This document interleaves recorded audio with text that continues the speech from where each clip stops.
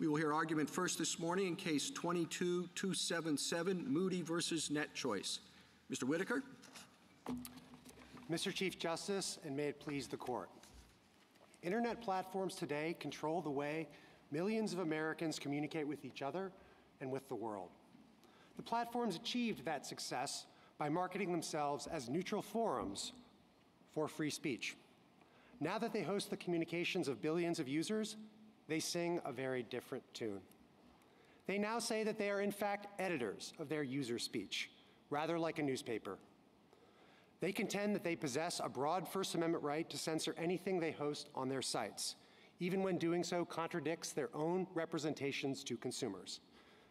But the design of the First Amendment is to prevent the suppression of speech, not to enable it. That is why the telephone company and the delivery service have no First Amendment right to use their services as a choke point to silence those they disfavor. Broadly facilitating communication in that way is conduct, not speech. And if Verizon asserted a First Amendment right to cancel disfavored subscribers at a whim, that claim would fail, no less than the claimed right to censorship failed in Pruneyard versus Robbins and Rumsfeld versus Fair. Social networking companies, too, are in the business of transmitting their users' speech. Their users are the ones who create and select the content that appears on their sites. The platforms indeed disavow responsibility for that conduct in their terms of service. The platforms do sort and facilitate the presentation of user speech. But this Court, just last term in Twitter versus Tamina, and the platforms themselves in Gonzalez versus Google, described those tools as little more than passive mechanisms for organizing vast amounts of third-party content. The platforms do not have a First Amendment right to apply their censorship policies in an inconsistent manner and to censor and deplatform certain users. I welcome your questions. Counsel, it would seem that this case is a facial challenge. And to some extent, it relies on the overbreadth doctrine. But that seems to be an odd fit since respondent represents virtually all of the platforms, and that it would be easy enough for a platform who's affected to bring it as applied challenge. Would you comment on that? Or at least address the fact that this is a facial challenge? Certainly, Your Honor. I do think that's a very significant aspect of this case. It comes to the Court on a facial challenge, which means that the only question before the Court is whether the statute has a plainly legitimate sweep. I actually don't understand them, Your Honor, to be making an overbreadth challenge, which, as I understand it, would rely on the effects on third parties. As I understand it, they're principally relying on the effects on their members. If they were bringing an overbreadth challenge, they would have to show various third parties. Well, I think, how would they do that when they haven't shown that there's no way that this statute can be applied that's consistent with the Constitution? Have they met that? They certainly have not, Your Honor. I mean, and we think the statute has indeed a plainly legitimate sweep. And certainly there are a number of the platforms that are open to all comers and content, much like a traditional common carrier. And just as a traditional common carrier, consistent with the First Amendment, would be subject to hosting requirements, non-discrimination requirements, so too we think that the platforms that satisfy that characterization, which are a number of them, absolutely would give this statute a plainly legitimate sweep. This is such a odd case for our usual jurisprudence. It seems like your law is covering just about every social media platform on the internet. And we have amici who are not traditional social media platforms, like smartphones and others who have submitted amici brief, telling them that readings of this law could cover them. This is so broad. It's covering almost everything. But the one thing I know about the internet is that its variety is infinite. So at what point in a challenge like this one does the law become so generalized, so broad, so unspecific, really, that you bear the burden of coming in and telling us what exactly the sweep is and telling us how there is a legitimate sweep of virtually or a meaningfully swath of cases that this law could cover, but not others. When does the burden shift to the state when it writes a law so broad that it's indeterminate? I don't think so, Your Honor. I still think it is their burden as the plaintiffs challenging an action of a sovereign state legislature to show that the law lacks a plainly legitimate sweep. But let me just say a word about the breadth of the law. The legislature did define the term social media platform, which is part of what triggers the law's application. But the breadth of that definition, which wouldn't cover every single website, it would cover certain large websites with large revenues and subscribers and the like. But the breadth of the law, apart from that definition, is significantly narrowed by the fact that the substantive provisions of the law are regulating websites that host user-generated content. That's what the substantive provisions of the statute apply to. So let me talk about Etsy. Etsy is a marketplace, like if I'm going to try to analogize it to physical space, which I think in this area is a little crazy, because yes, in some ways, this is like an online bookstore, an online magazines, online newspaper, online whatever you want to call it, an online supermarket. But it's not, because even though it has infinite space, it really doesn't, because viewers, myself included, or users, can't access the millions of things that are on the internet and actually get through them and pick the things we want, because there's too much information. So we're limited by human attention span, so are they. So our theories are a little hard, but let's look at Etsy. Etsy is a supermarket that wants to sell only vintage clothes. And so it is going to, and does, limit users' content. It's a free marketplace, it's open to everyone, but it says to the people who come onto its marketplace, we only want this kind of product. They're going to have to censor, they're going to have to take people off, they're going to have to do all the things that your laws say they can't do without all of these conditions. Why is that? Why should we be permitting, and under what level of scrutiny would we be looking at this broad application of this law that affects someone who all they want to do is sell a particular kind of product, and they have community standards, and they tell you that they don't want you to curse, they don't want you to talk politics, they don't want you to do whatever. All they want you to do is sell your product. But if they're a public marketplace, which they are, they're selling to the public, this law would cover them. I think that's right, Your Honor, but let me just say a word about how the law might apply to Etsy. First of all, it wouldn't regulate the goods Etsy is offering. What our law regulates is the moderation of user-generated content. So it would only apply to Etsy to the extent that they, and I'm not sure to what extent it actually would apply to Etsy. I guess it would apply somewhat, but I guess people are uploading user-generated content in connection with the sale of goods, and that's the conduct that would regulate. It doesn't limit what goods Etsy can limit its marketplace to. But let me just say a word about that. Well, it opens it up for sale of goods, and it tells its users, don't please speak about politics, because that's not what our marketplace is about. That's viewpoint discrimination. This falls under a whole lot of your listings and bans and disclosure requirements.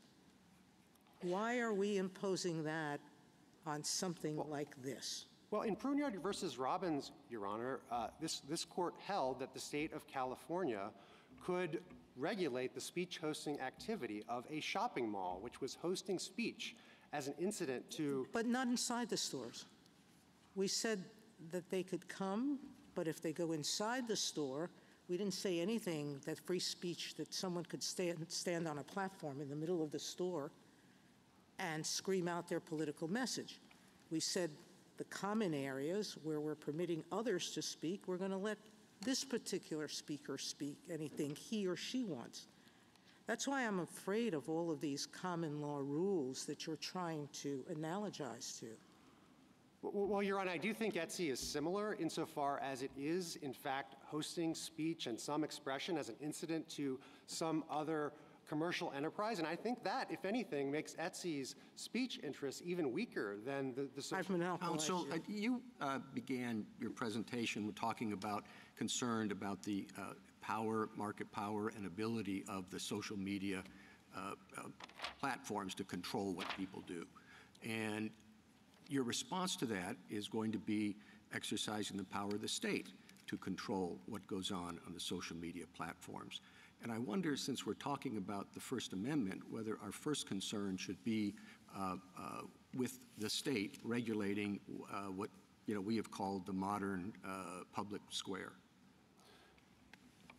Well, I think you certainly should be concerned about that, Your Honor. What I would say is that the kind of regulation that the state of Florida is imposing is one that is familiar to the law when you have businesses that have generally opened their facilities to all comers and content. This is the way that traditional common carrier has worked, regulation has worked for centuries. If you were an innkeeper and you held yourself out as open to the public, you could indeed be permitted to act in accordance with that voluntarily chosen business model. So I certainly think the court should proceed carefully. But one thing the court, I think it's important to keep in mind is that there is an important First Amendment interest precisely in ensuring that large, powerful businesses like that have undertaken to host massive amounts of speech and have the power to silence those speakers.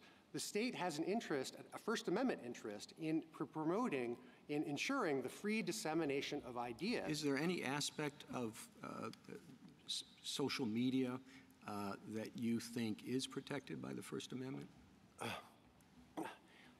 Yes, Your Honor. I can certainly imagine platforms that would be subject to this law that would indeed have First Amendment rights. I mean, we point out in our brief that when we think that if you had an internet platform that indeed had a platform-driven message, was selective on the front end, Democrats.com, I think that would be a very different kind of analysis compared to a company like Facebook or YouTube, who is in the business of just basically trying to get as many eyeballs on their site as possible. Well, why is it different? You know, when we had the Parade case, we said they don't have a lot of rules, but they have some rules, and we're going to respect the rules that they do have, even though they let a lot of people come in. They don't let a few people come in, and that seems to be quite important to them. And similarly here, I mean, Facebook, YouTube, these are the paradigmatic social media companies that this law applies to. And they have rules about content. They say, you know, you can't have hate speech on the site. They say you can't have misinformation with respect to particular subject matter areas. And they seem to take those rules. I mean, you know, somebody can say maybe they should enforce them even more than they do, but they do seem to take them seriously. They have thousands and thousands of employees who are devoted to enforcing those rules. So why aren't they making content judgments not quite as explicit as the kind in your hypothetical, but definitely they're making content judgments about the kind of speech that they think they want on the site and the kinds of speech that they think is intolerable?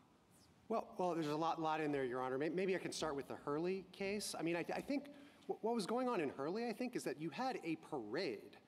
Could you maybe just start with the more general question? Sure, for sure. I mean, I'm happy for you to talk about Hurley. I don't want to, get in your way. I'll start wherever you want. It's your time, not mine, Your Honor. So, yeah. So, certainly, the broader question about rules of the road and the like. Common carriers have always conducted their businesses subject to general rules of decorum. I think the fact that the platforms have these general rules of decorum, the fact remains that upwards of 99%, for all that content moderation, that's really a product of the fact that they host so much content.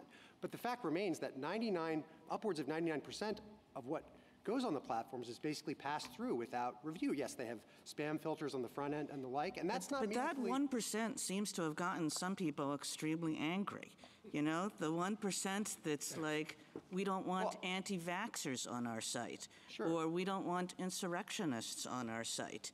I mean, that's what motivated these laws, isn't it? And that's what's getting people upset about them, is that other people have different views about what it means to provide misinformation as to voting and things like that. And, you know, that's the point. There's some sites that can say this kind of talk about vaccination policy is good, and some people can say it's bad, but it's up to the individual speakers.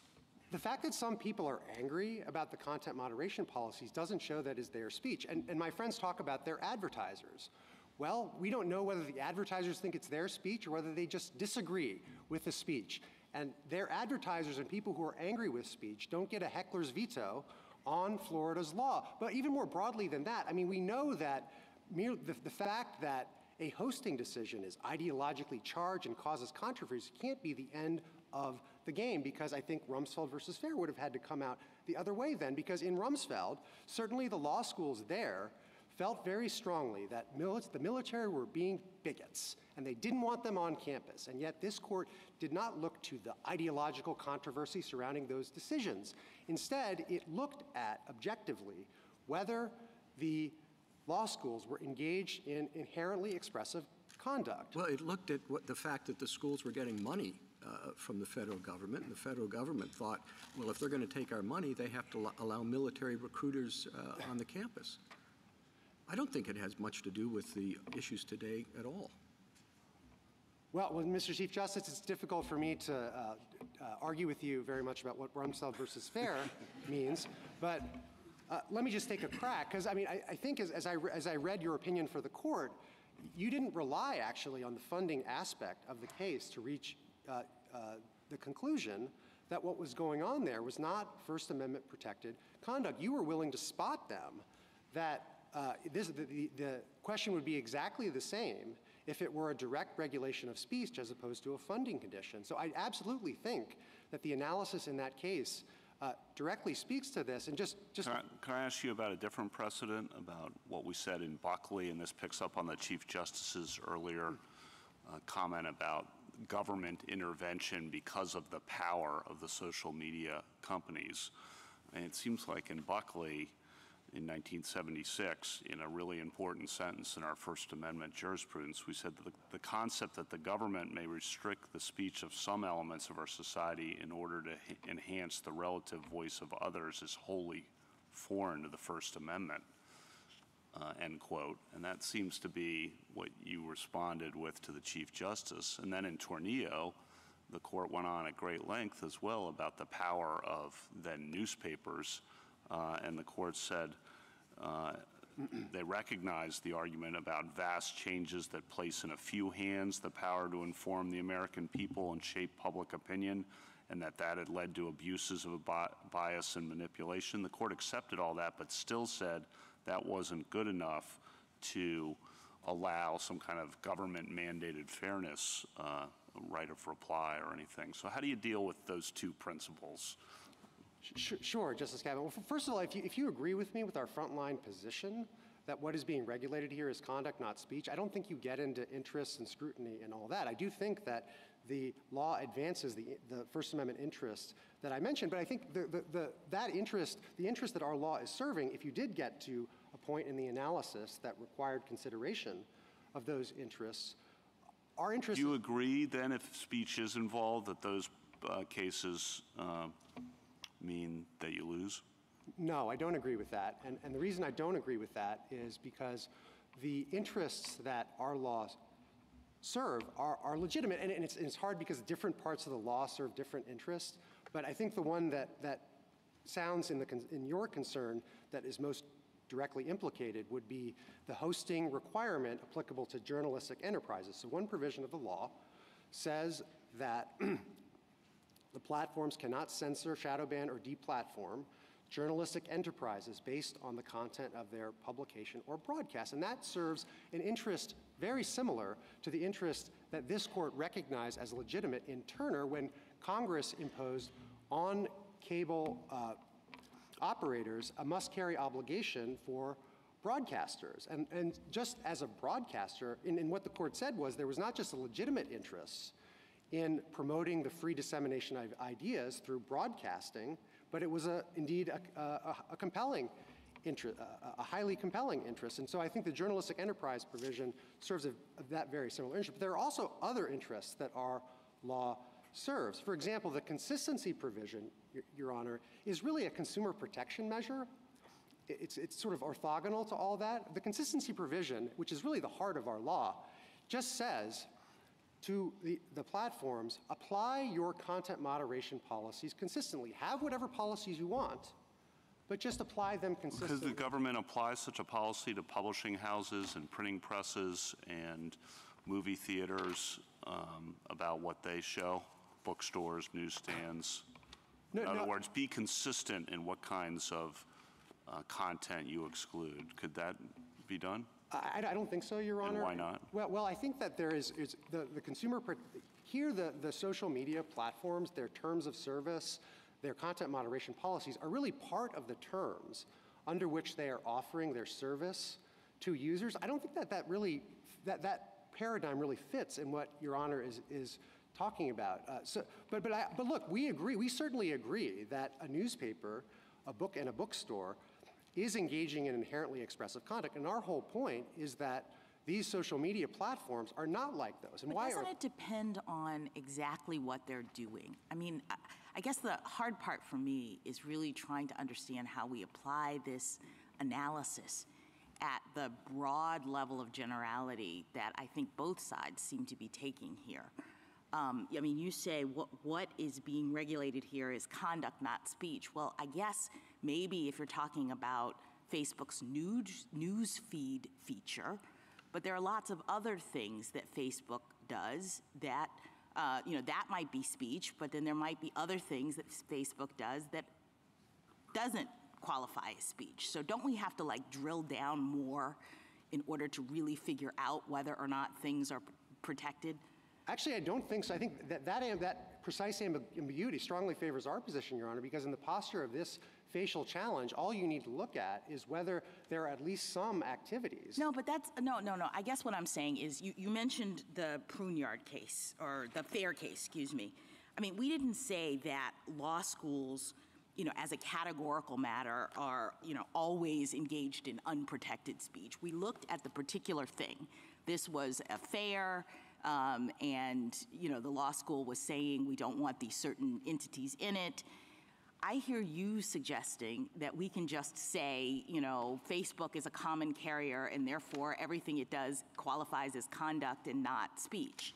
And I don't think that's really the way we've done this in our past precedents. So can you speak to that? Sure. Certainly that's not what we're saying, Your Honor. I completely agree with you that it's very important to isolate what conduct each particular provision of the law is regulating. Not the law, the entity. What is the entity doing? We have to do an intersection of what the law says they can't do and what in particular they are doing. Well, right? and I guess the right level of generality and the level of generality that's sufficient, I think, to conclude that the law has a plainly legitimate sweep is we are talking about the social networking companies' activities in content moderating user-uploaded content. That I think is the relevant activity, and that is what that All right. activity. So what do you do with LinkedIn has a virtual job fair, and it has some rules about who can be involved. That seems to map on, I would think, to the Fair case. Is that what you're saying? Well, I don't think so. I don't think it would map onto our theory in this case because it sounds like to me, and I'm not totally aware of all the facts of LinkedIn there, but if I understand. I think that's a problem in this case. We're not all aware of the facts of what's happening. Exactly, and I think that is one of the reasons why this facial challenge has been very confusing to defend because we kind of don't know what to defend against. Mr. Whitaker, on that score, so we have some in a facial challenge, we have a bit of a problem because different legal principles apply in different factual circumstances, and there are many different defendants or plaintiffs here, with different services. So that's a complicating feature on a facial challenge. But here's another one for you. What about Section 230, which preempts some of this law? How much of it? And how are we to account for that complication in a facial challenge? Oh, well, Why don't you answer the question, then we'll Briefly. move on. Yeah. I think that the court should answer the question presented, I guess. But how can we do that without looking at 230?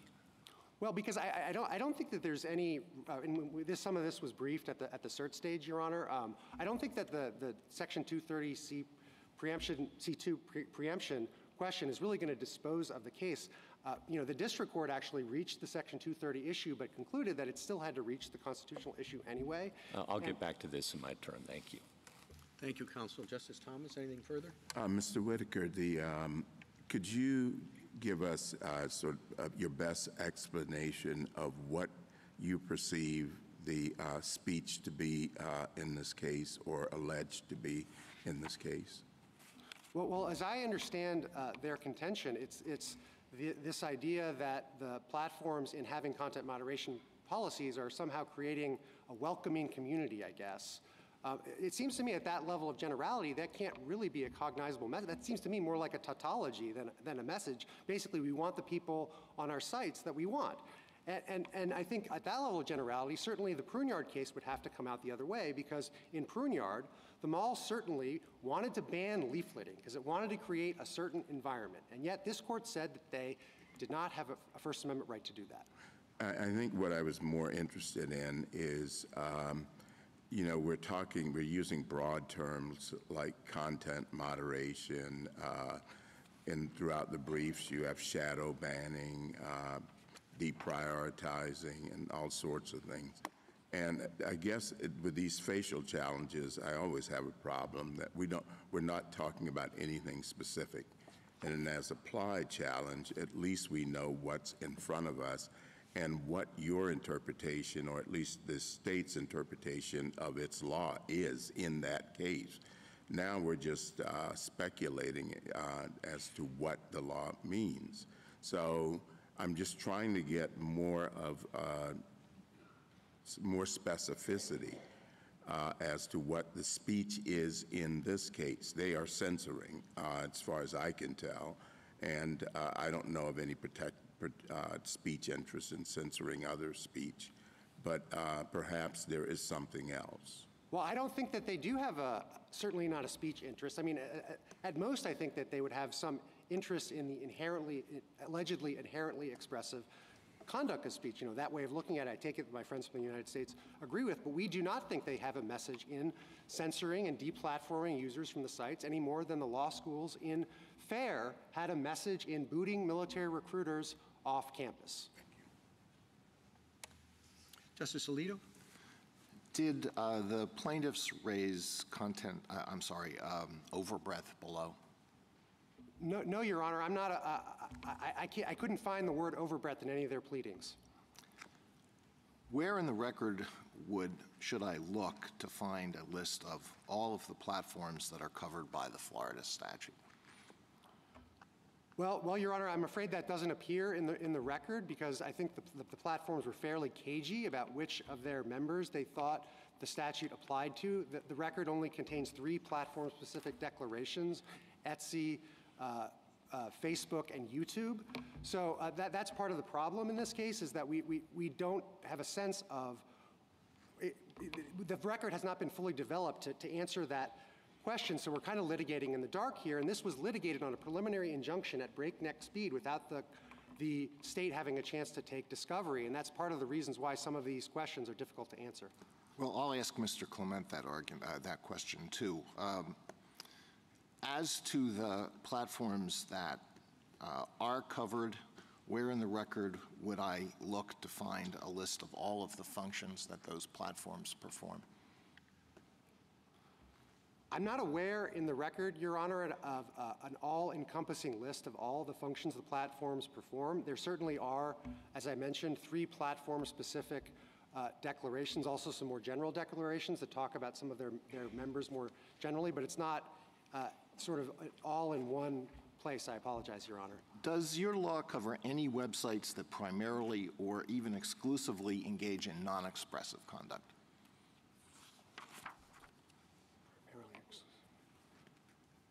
I think it does cover websites that engage in primarily non-expressive conduct. I mean, we would characterize the social networking platforms as engaging in primarily non-expressive conduct insofar as they are hosting speech, just like a traditional common carrier is not engaged in expressive conduct in transmitting the communications of its subscribers. And we do think our law would apply to certainly the largest, at a minimum, the largest social networking platforms. What is the right standard for a facial challenge if we think that your law implicates a percentage of expressive conduct and a portion of non-expressive conduct? How should we analyze that?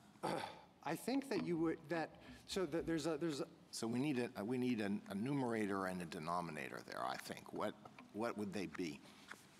Well, I don't think there isn't, the standard would have a numerator and a denominator, actually, Your Honor, in this context. We would view it as the question being whether the statute has a plainly legitimate sweep without the need to compare applications. As I understand this court's precedents, the numerator-denominator comparison would be something you would do if there were an overbreadth claim in this case, but I don't understand my friends to be making an overbreadth claim. Maybe they'll say something different, but I could not find the word overbreadth in their pleadings.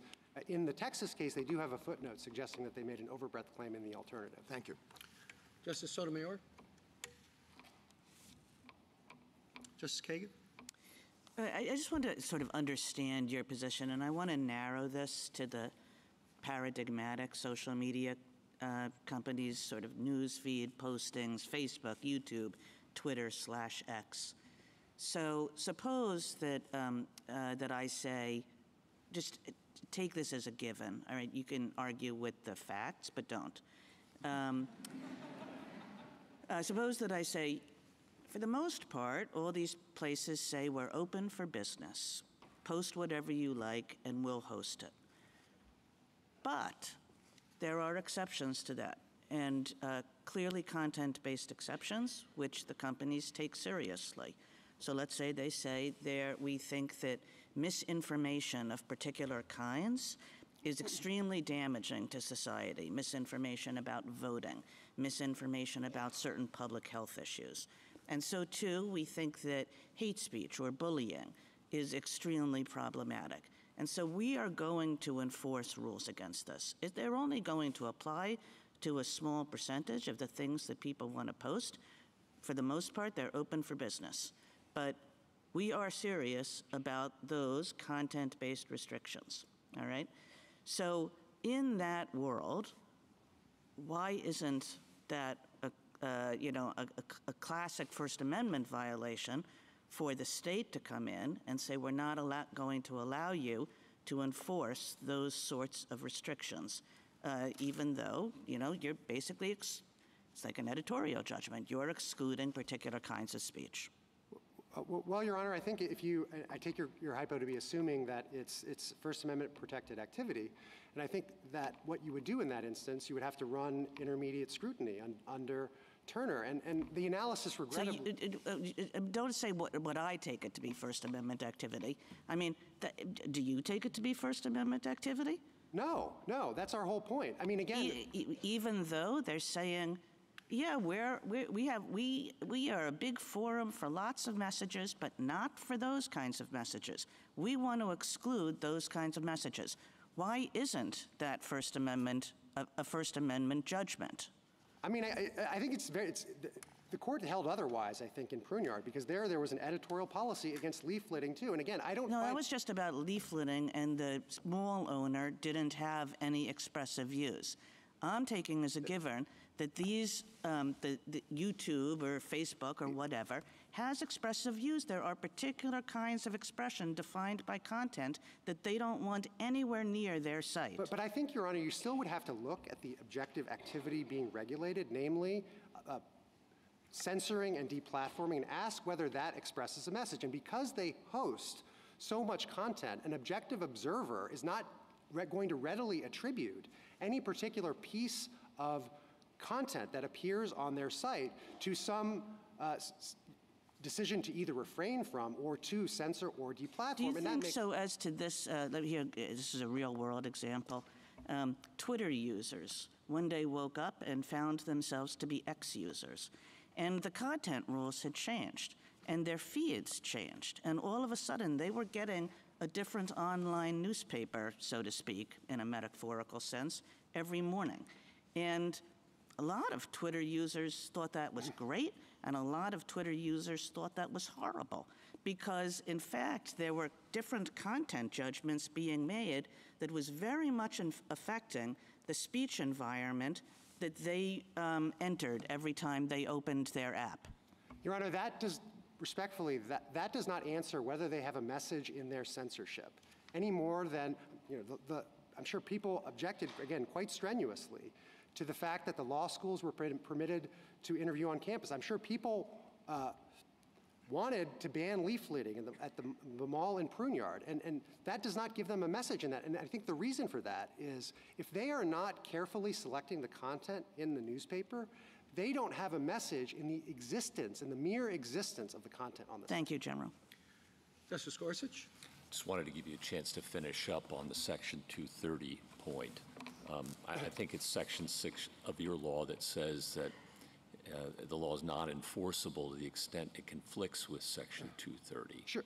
So Sure. why wouldn't we analytically want to address that early on in these proceedings, whether in this court or a lower court? Well, the And law does is- that complicate our attempt to Sure. resolve things in a facial challenge? Sure, Your Honor, and I think the reason is because the law is not facially, at least, preempted under 230C2, which principally regulates takedowns. One reason for that is we understand 230C2 not to sanction viewpoint-based content moderation under the rubric of otherwise objectionable. And there's a very nice article that Professor Volokh has on this in the Journal of Free Speech Law where he lays this out. And we obviously haven't briefed this, Your Honor. The second point I would make about Section 230C2 is that it only applies to good faith content moderation. So to the extent our law prohibits them from engaging in bad faith content moderation, that is absolutely not preempted by 230C2. And one way to understand their constitutional claims in this case, because they have an expansive view of Section 230C2, is that they are, in essence, asserting a constitutional right to engage in bad faith content moderation because they already have the right to engage in a lot of moderation of illicit content under 230C2 as long as they do so in good faith. And then just to follow up on Justice Kagan's line of questioning, you've analogized to common carriers and telegraphs in particular. Why is that an apt analogy here, do you think? I think it's an apt analogy, Your Honor, because the principal function of a social media site is to enable communication. And it's enabling willing speakers and willing listeners to talk to each other. And it's true that the posts are more public, but I don't think that Verizon would gain any greater right to censor simply because it was a conference call. I don't think that UPS or FedEx would gain a greater right to censor books because it was a truckload of books as opposed to one book. And so that the analogy is indeed apt. And so there's been talk of market power. Market power is not an element, I think, of traditional common carrier regulation. And indeed, some entities that are regulated as common carriers, like cell phone providers, operate in a fairly competitive market. Thank you. Justice Kavanaugh? In your opening remarks, you said the design of the First Amendment is to prevent suppression of speech, end quote. And you left out what I understand to be three key words in the First Amendment, or to describe the First Amendment, by the government. Do you agree by the government is what the First Amendment is targeting? I do agree with that, Your Honor, but I don't agree that there is no First Amendment interest in allowing the people's representatives to promote the free exchange of ideas. This court has recognized that as a legitimate First Amendment interest in the Turner case and all the way going back to the Associated Press case. Well, in the Turner case, the intervention was, the court emphasized, unrelated to the suppression of speech, the antitrust type intervention there. So I'm not sure when it's related to ensuring relative voices are balanced out, or there's fairness in the speech or balance in the speech, that is covered by Turner. Do you agree with that? No, I don't agree with that, Your Honor. Our interests in our What law... did Turner mean by unrelated to the suppression of speech? Well, we don't view our law as advancing interests that are related to the suppression of speech. We think that the interest, for example, in protecting journalistic enterprises from being censored, from MSNBC being censored because an internet platform doesn't like a broadcast it showed on its station the other day, that is just an interest in preventing them from being silenced. It's not an equalizing interest. It's giving them a chance. On the editorial control point, you really want to fight the idea, and I understand, that editorial control is the same thing as speech itself, and you've emphasized Pruneyard over and over again. But we have a whole nother line of cases, as you're aware, of course, Hurley, PG&E, Tornillo, Turner, which emphasize editorial control as being fundamentally protected by the First Amendment. And I understood the line between Pruneyard on the one hand and those cases on the other to be whether you were involved in a speech communications business as opposed to a shopping center owner, which is the other side of the line. Can you respond to those cases? I guess I don't dispute the general principle of editorial control. I just don't think that the social media platforms are engaged in editorial control. And again, the recruiters, the law schools, in Rumsfeld versus Fair argued that they were exercising editorial control when they booted military recruiters off campus and invoked Tornillo explicitly. And this court had none of it. So the court does need to draw a line, I think, between a selective speech host that is exercising editorial control and a speech host like a Common Carrier or like the mall in Pruneyard that can indeed be regulated in being prevented from silencing its customers. On the selective speech host point, I think you've made the point to Justice Kagan that they don't eliminate much speech, but didn't we deal with that in Hurley as well and say that the mere fact that the parade organizer usually took almost all comers was irrelevant to the First Amendment interest in essentially editorial control over who participated in the parade? Yeah, and I guess I think Hurley, Your Honor, really turned more on the fact that what was the activity there was a St. Patrick's Day parade with a particular expressive purpose, and so perhaps it could still be expressive and be a little bit more lenient. But I would note that this court in Hurley did, in rejecting the conduit argument, relied on the fact that there was front-end selection of the members of the parade, that the parade the committee that was responsible for it was doing front-end selection. So I do think Hurley fits our theory, but I also think that selectivity is totally relevant to who is the speaker. And we analogize in our brief to the government speech cases, where this court has made that exact point in a variety of cases, such as Mittal versus Tam and Shurtleff. And what you have said is that if the government is not exercising a ton of control over the speech that comes into a forum, it is not speaking, and it can't censor. That's what this court held in Shurtleff. Thank you. Justice Barrett? Mr. Whitaker, I have a question about this editorial control, because really when it comes to platforms that are the traditional social media platforms like YouTube, Instagram, TikTok, Twitter/X, it all turns on editorial control. It seems to me that one distinction between this and FAIR is that here these companies are speech hosts, right? I mean, the law schools in FAIR were hosting job fairs for this purpose, like online recruiting. They weren't gathering together a whole bunch of people and saying, here, present your ideas, present your posts. I mean, these social media companies are hosting speech. So why isn't that more like a newspaper in Tornillo? It is different, Your Honor, but I think that's why we've leaned on also on the common carrier analogy, which I think reflects that a speech, you can't just say it's a speech host and go home, because if that were true, Verizon could censor. Excuse me. Well, put aside common carrier for 1 second and just put common carrier to the side. Just tell me why this doesn't look like the same kind of editorial control we see newspapers exercise. Because the platforms do not review. It is a strange kind of editor, Your Honor, that does not actually look at the material that is going on its compilation. I mean, in Twitter versus Tamina, the platforms told you that they didn't even know that ISIS was on their platform and doing things. And it is a strange kind of editor that does not even know the material that it is editing. Is it because it's not humanized? I mean, human eyes, not human eyes. Is it because it could be an algorithm that says, you know, we want to have, Justice Kagan was pointing out terms of service, we want to have this kind of site. You know, or some say that, for example, TikTok might have boosted pro-Palestinian speech and reduced pro-Israel speech. That's a viewpoint, right? And if you have an algorithm do it, is that not speech? Well, it might be, Your Honor, but again, in Twitter and Gonzalez, the platforms told you that the algorithms were neutral methods of organizing the speech, much like the Dewey Decimal System. Well, that's not what they're saying here. So let's assume that what they're saying here, that they're organizing it, you know, in ways that reflect preferences, that are expressive of their terms and conditions. In that event, do you think it would be editorial control in a First Amendment sense? No, and I think it's important to separate the organizing, and I agree with Justice Jackson that it's important to separate the various functions. The organizing function from the hosting function, and this is a point that Professor Volokh has made in his article that we cite.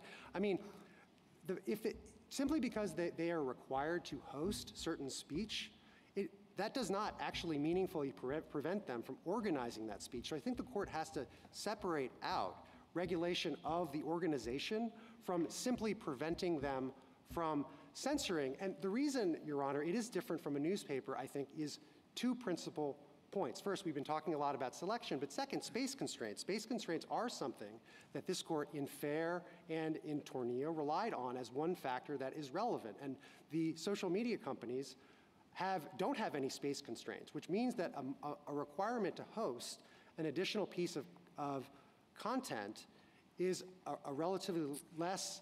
Well, let me just interrupt you there.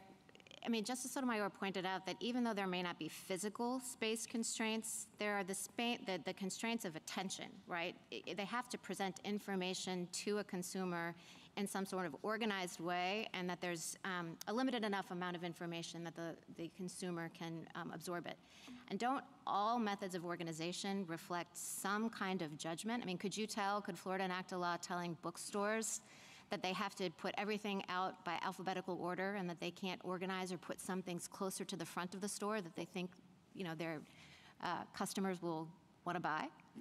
I think first, let me just take a step back, because one of the problems here is we don't have any information in this record on their algorithms. It's very difficult for us to pick apart what exactly the algorithms are doing. You certainly could imagine, I think, to be candid, an algorithm that could be expressive. As far as we can tell, if the algorithms work, though, in the manner that this court described them in Twitter versus Tamina, they look more like neutral ways to reflect user choice. And I don't think there's expression in that.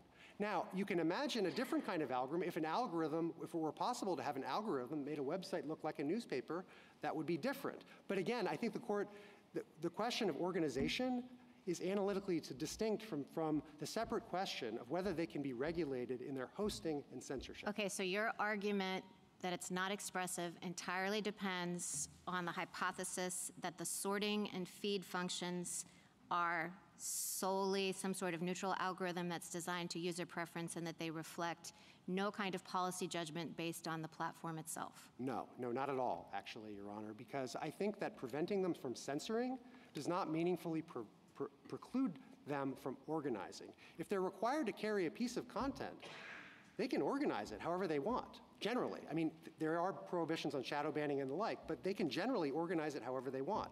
So a prohibition on censorship and deplatforming is not, I think, a meaningful interference with organizing. But again, on algorithms, I would just stress that this is a facial challenge. We don't have any particular information on what exactly the content of their algorithms are. And so I think the only question there is whether there's a possible state of the world under which the algorithms are non-expressive. Okay, let me just ask you one last question. It's about the facial challenge aspect of this. So Florida's law, so far as I can understand it, is very broad, and we're talking about the classic social media platforms, but it looks to me like it could cover Uber. It looks to me like it could cover just Google search engines, Amazon Web Service, and all of those things would look very different. And, you know, Justice Sotomayor brought up Etsy. It seems to me that now Etsy has a feed recommended for you, right? But it also just has shops for handmade goods that you can get. It looks a lot more like a brick and mortar marketplace or flea market, you know, than, you know, a place for hosting speech. Okay. So if this is a facial challenge, and Florida's law indeed is broad enough to cover a lot of this conduct, which is farther away from expression than these standard social media platforms, why didn't you then, in your brief, kind of defend it by pointing out, look, there's all this other stuff that's perfectly fine that Florida covers. We don't want, some person who wants to sell their goods on Etsy to be suppressed because it's, stuff, handmade goods that express a political view, for example. I think we did defend the application of our law to Etsy, and I think I've defended that from the lectern. But I don't think you need to be with me. Pointing out.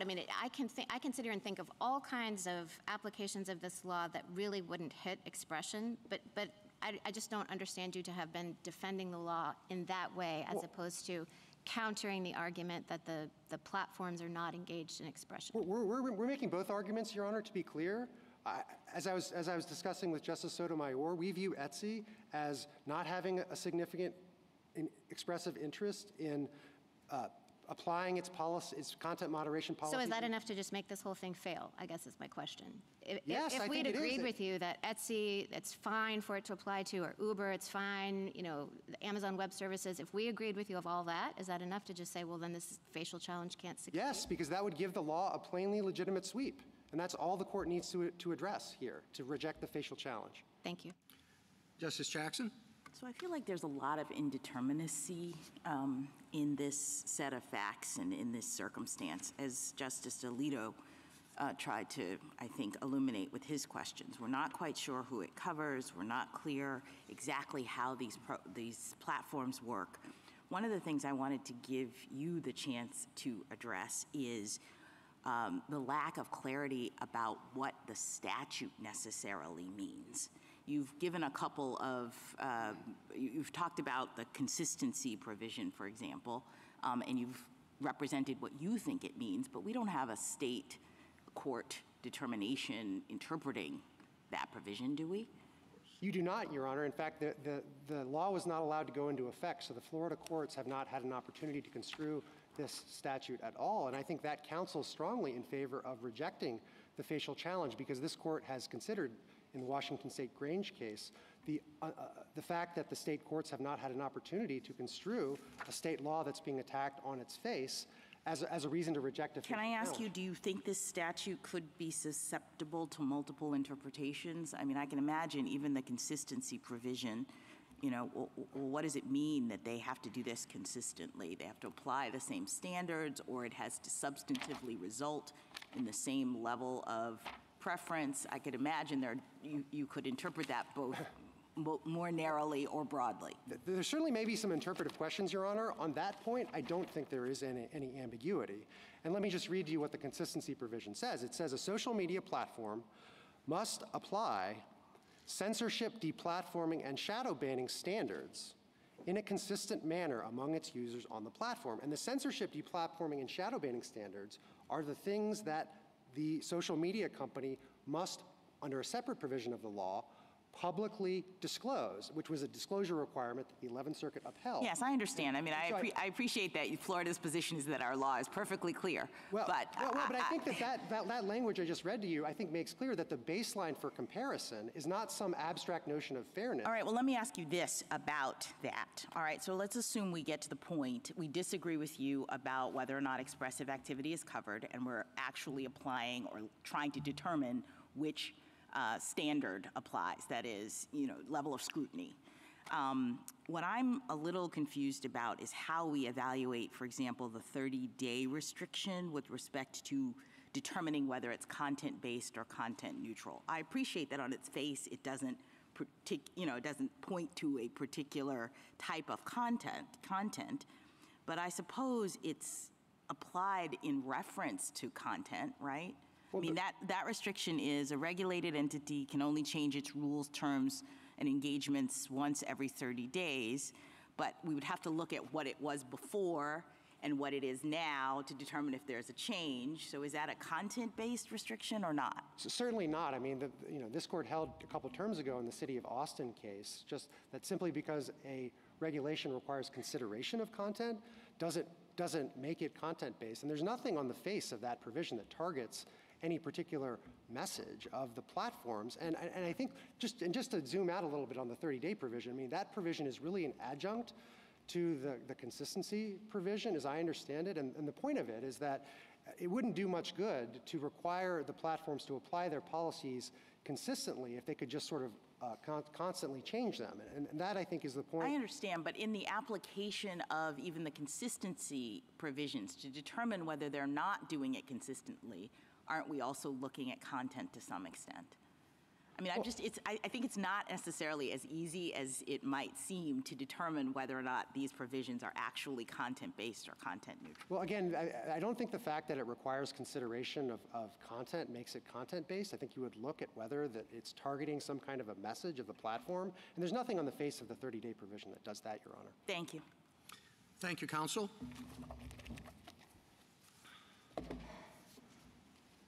Mr. Clement? Mr. Chief Justice, and may it please the Court, Florida's effort to level the playing field and to fight the perceived bias of big tech violates the First Amendment several times over. It interferes with editorial discretion, it compels speech, it discriminates on the basis of content, speaker, and viewpoint. And it does all this in the name of promoting free speech, but loses sight of the first principle of the First Amendment, which is it only applies to state action. Florida defends its law, as you've heard this morning, principally by insisting that there's no expressive activity being regulated. That blinks reality. This statute defines the targeted websites in part by how big their audience is. It regulates the content and display of particular websites, and it tries to prevent my clients from censoring speakers and content. If you are telling the websites that that they can't censor speakers, you can't turn around and say you're not regulating expressive activity. It's all over this law, and that brings it squarely within the teaching of Tornillo, PG&E, and Hurley. All three of those cases teach that you cannot have the forced dissemination of third-party speech, and they reject considerations of market power, misattribution, or space constraints. And Reno and 303 Creative make clear those principles are fully applicable on the internet. Indeed, given the vast amount of material on the internet in general and on these websites in particular, exercising editorial discretion is absolutely necessary to make the websites useful for users and advertisers. And the closer you look at Florida's law, the more problematic the First Amendment problems become. It singles out particular websites in plain violation of Minneapolis Star. Its provisions that give preferences to political candidates and to journalistic enterprises are content-based in the extreme. I welcome the Court's questions. Mr. Clement, if the government did what your clients are doing, would that be government speech? So it might be government speech, but I think it would be unconstitutional government speech, which is to say, when the government, I mean, obviously you have government speech cases, but what the government's doing is exercising editorial discretion to censor some viewers or some speakers and not others, I think that plainly violates the First Amendment. And I think that's essentially the thrust of this Court's decision in the Manhattan Community cable case against Halleck, which is that in this area, looking for state action is absolutely critical.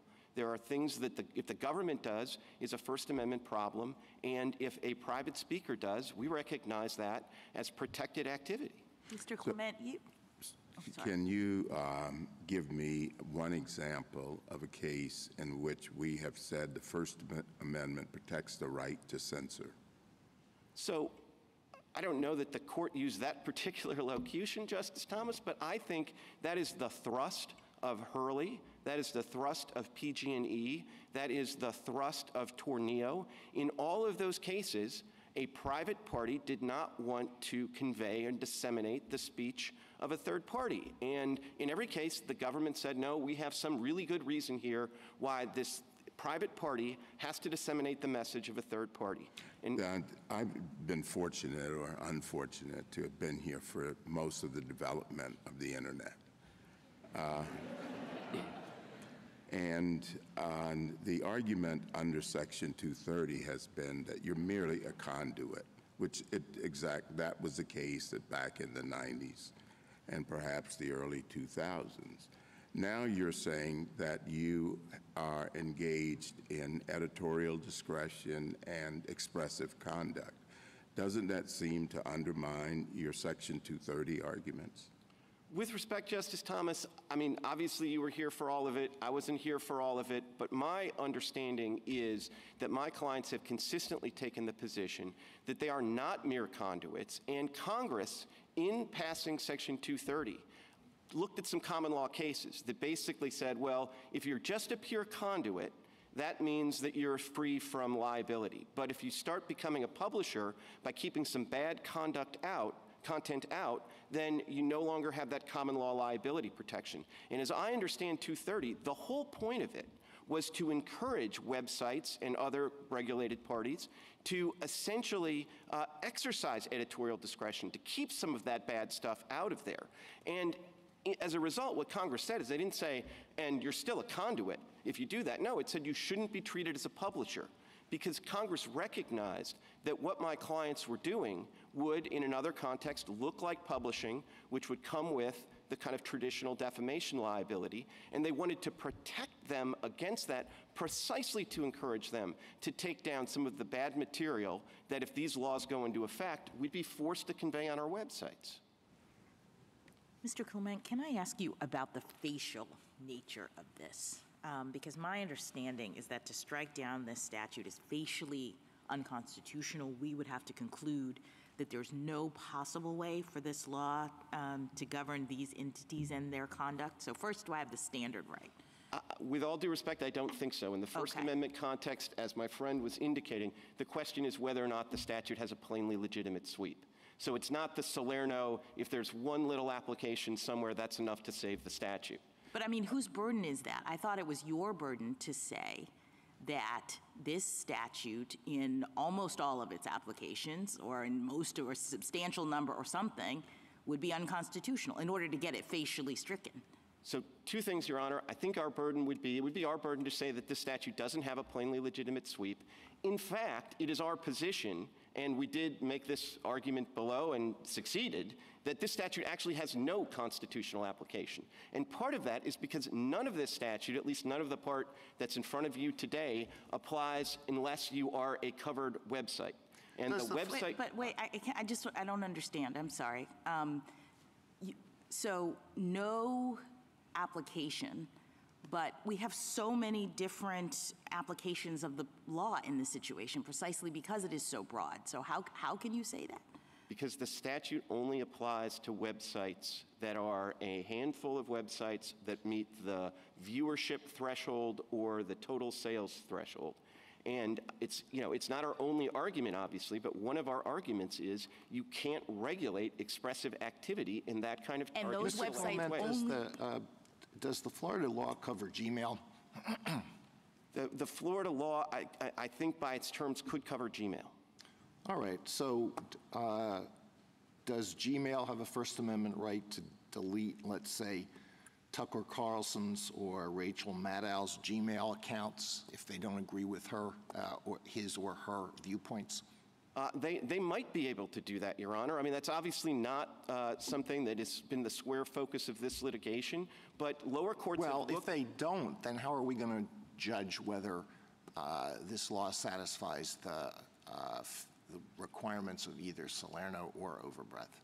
So it's, again, I think it's the plainly legitimate sweep test, which is not synonymous with overbreadth. But in all events, since this statute applies to Gmail, if it applies at all, because it's part of Google, which qualifies over the threshold, and it doesn't apply to competing email services that provide identical services, that alone is enough to make every application of this statute unconstitutional. I mean, how could Does it that be? apply to?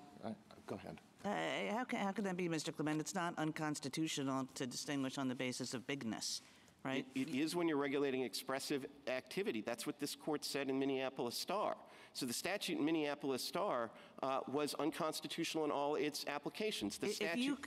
You're saying if there were no issue here, that this is really a subterfuge. They were trying to get at a certain kind of media company that because of their views. And the only issue was it's not worth it to regulate a lot of small sites.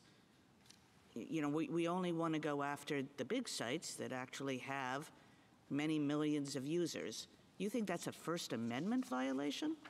I do. The way you're asking the question suggests you think that's a harder case than the one I actually have before you. I think it's a little bit of an impossible case to say you can't go after big companies under the First Amendment. All you have to do is go after all the social media websites or all of the websites. You don't have to draw these artificial distinctions that just so, coincidentally happen to coincide with the websites that you think have a bias that you're trying to correct. And just to remind you of how the statute... But I took that out of the question. Let's say that they weren't going after these companies because of bias or because they thought they had a slant. It was just, we're going after the biggest companies because those are the companies with the biggest impact and the most number of users.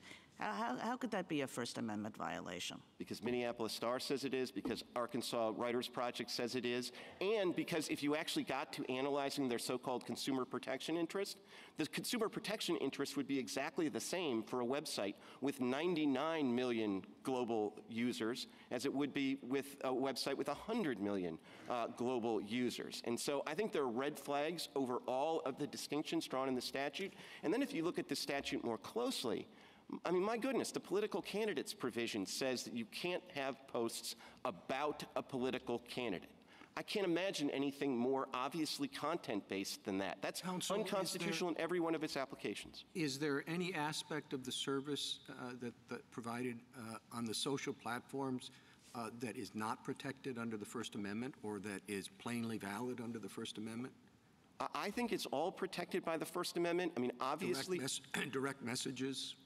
I think direct messages are protected under the First Amendment. I think that the courts that have looked at things like whether Gmail is a common carrier have actually held that, and there's a case involving the RNC that has a specific holding that Gmail is not a common carrier. I think much of the logic of that would apply to direct messaging.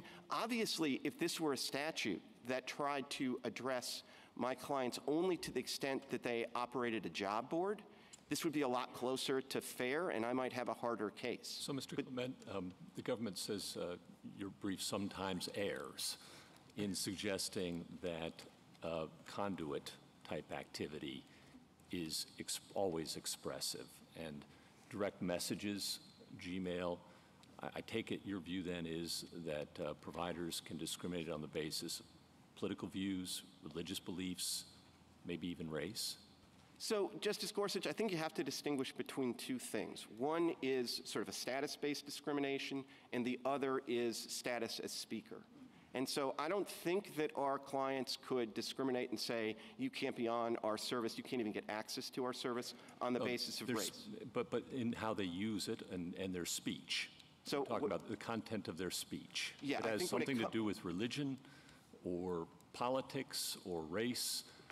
You can editorialize and use that editorial power to suppress that speech, right? So I think that gets to a very hard question. I think it would be speech, but I think it's... So the answer is yes. We can delete emails, we can delete direct messages that we don't agree with based on politics, religion, or race. Probably not an application, but I do think, look, a bookstore, if it wants to have a display this month to celebrate Black history, can they limit that display just to African-American authors? I think the answer is probably yes. And so it is here too, right? I think the answer is that there's at least First Amendment activity going on there, and then you would apply the Equal Protection Clause to it, and then you would decide whether or not that's permissible or not. But obviously, I think this case involves editorial decisions at its heart. And one thing I just want to make clear on the facial challenge point, just so you understand how this case came to be, as you heard today, my friend's principal argument is this doesn't cover expressive activity at all.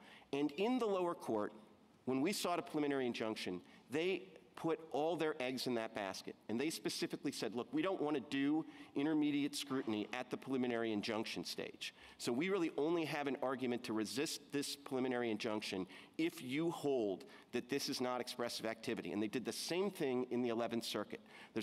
We have a footnote in our brief making it clear on the pages exactly where they did this. So they basically said, we either want to win this on the threshold question that this is not expressive activity, or we don't want to get into the rest of it at this point. We'll have some discovery and we'll have the preliminary injunction. Mr. Clement, does the Florida law apply to Uber? Its definition would seem to apply to Uber, yes. So you've told us that it's okay for your clients to discriminate on the basis of viewpoint in the provision of email services or in allowing direct messages, messages from one Facebook user to another on a private facility. How about Uber discriminating on the basis of viewpoint with respect to people that its drivers will pick up? So I think the way Is that okay? I don't think that's okay. I don't think Uber is interested in doing that. I think the way the statute would apply to Uber, just to make clear, is it really would apply like on comments on the drivers or comments section on something like that. If Uber wants to just sort of, and Etsy, I think it's the same way. Etsy has an ability for you to put comments on the seller and whether they did a nice job or a bad job, and Etsy doesn't want certain comments on that, and they want to clean that up to keep it to be a better place for people to come and look at materials. So when you think about the applications of this statute to some of the things that seem less obvious, it's really focused on that expressive aspect of it, but obviously at the core of the statute and the motivation for the legislation. And the examples that my friends from Florida include in their own petition appendix are about much more expressive activity by the YouTubes and the Facebooks of the world, excluding certain speakers, and they want to override that classic editorial decision.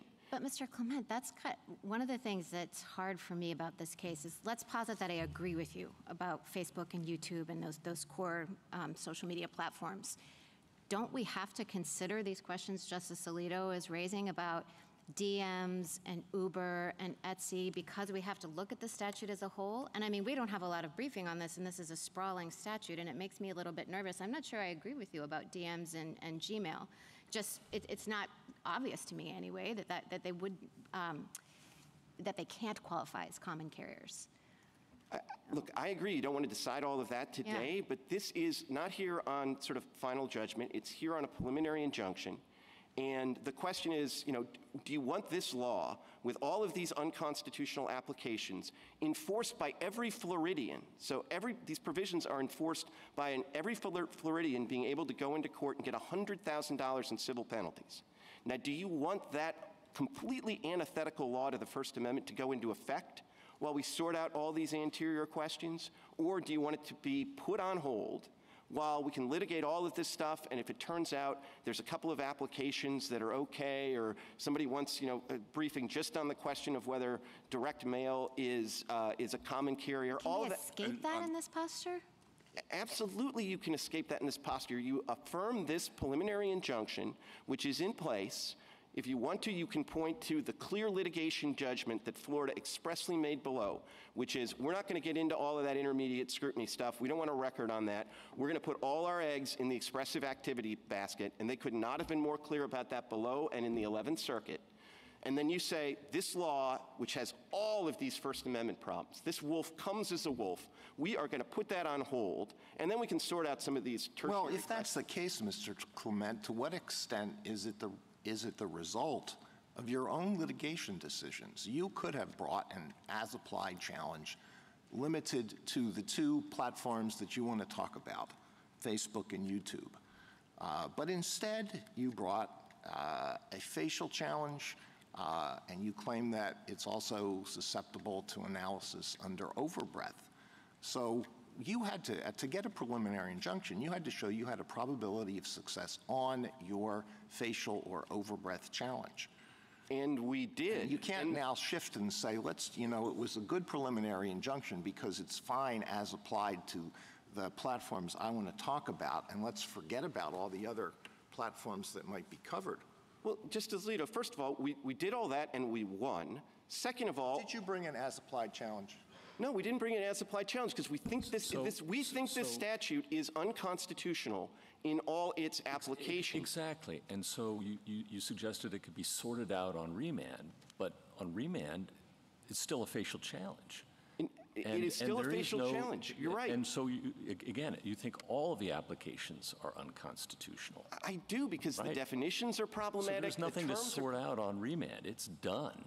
If you should prevail in this on a preliminary injunction here, I mean, for practical purposes, it's finished. And so there is no opportunity to sort out anything on remand. There's the whole merits. What we've shown is a likelihood of success on the merits. We haven't won on the merits. All or nothing. Can I try it another way? I mean, I asked you before what was the standard, and now you're saying that you think that all applications are unconstitutional, which I think is your burden to establish. So if we come up with some scenarios in this context in which we can envision it not being unconstitutional, why don't you lose? First of all, that's not the standard, with all due respect. I mean, this court has never applied the Salerno standard in a First Amendment case. And this would be the worst First Amendment case in this court's history if you started down that road. Because you can always put in some provision into a statute that's innocuous, and then you say, well, there's a couple of fine things in there. You look at it section by section, and these sections are pernicious from a First Amendment standard. Can't have content about a political candidate. There's no constitutional application to that. Thank you, counsel. Just so I understand precisely, your position is that the only issue before us is whether or not the speech that is regulated qualifies as, not to beg the question, the expression that's before us is not speech. I think that's one way to put it. Obviously, you have two questions presented. You're going to be able to decide whatever you think is fairly included in those questions presented. I'm just pointing out that as an artifact of the way my friends litigated this case, you do not have a record on everything that might be interesting for intermediate scrutiny, and it's not my fault. It is based precisely on their representations to the courts below that they did not want to get into the intermediate scrutiny thing. They wanted to tee up the expressive activity issue. If the appropriate standard is not Salerno, could you articulate what you think is the appropriate standard? I think the appropriate standard is whether the First Amendment, the statute that implicates the First Amendment has a plainly legitimate sweep. Thank you. Justice Thomas?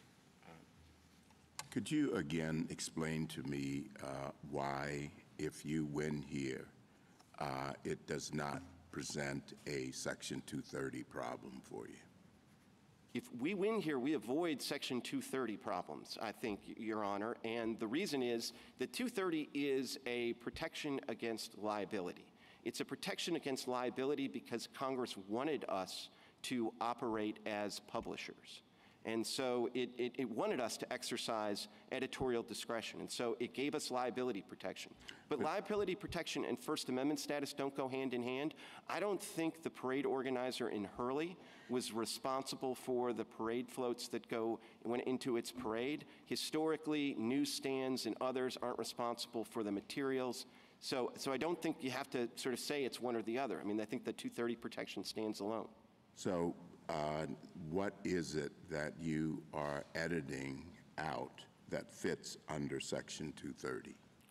So in some of these, I mean, it depends on, in some cases it is terrorist material. In other cases, it's kids that are telling other kids, hey, you should do this Tide Pod challenge. In some cases, it's kids that are encouraging other kids to commit suicide. There's a whole bunch of stuff that we think is, offensive within the terms of 230 that we're exercising our editorial discretion to take out. Well, but 230 does not necessarily touch on offensive material. It touches on obscene, lewd, lascivious, filthy, excessively violent, harassing, or otherwise objectionable. Do you fit that last one? Well,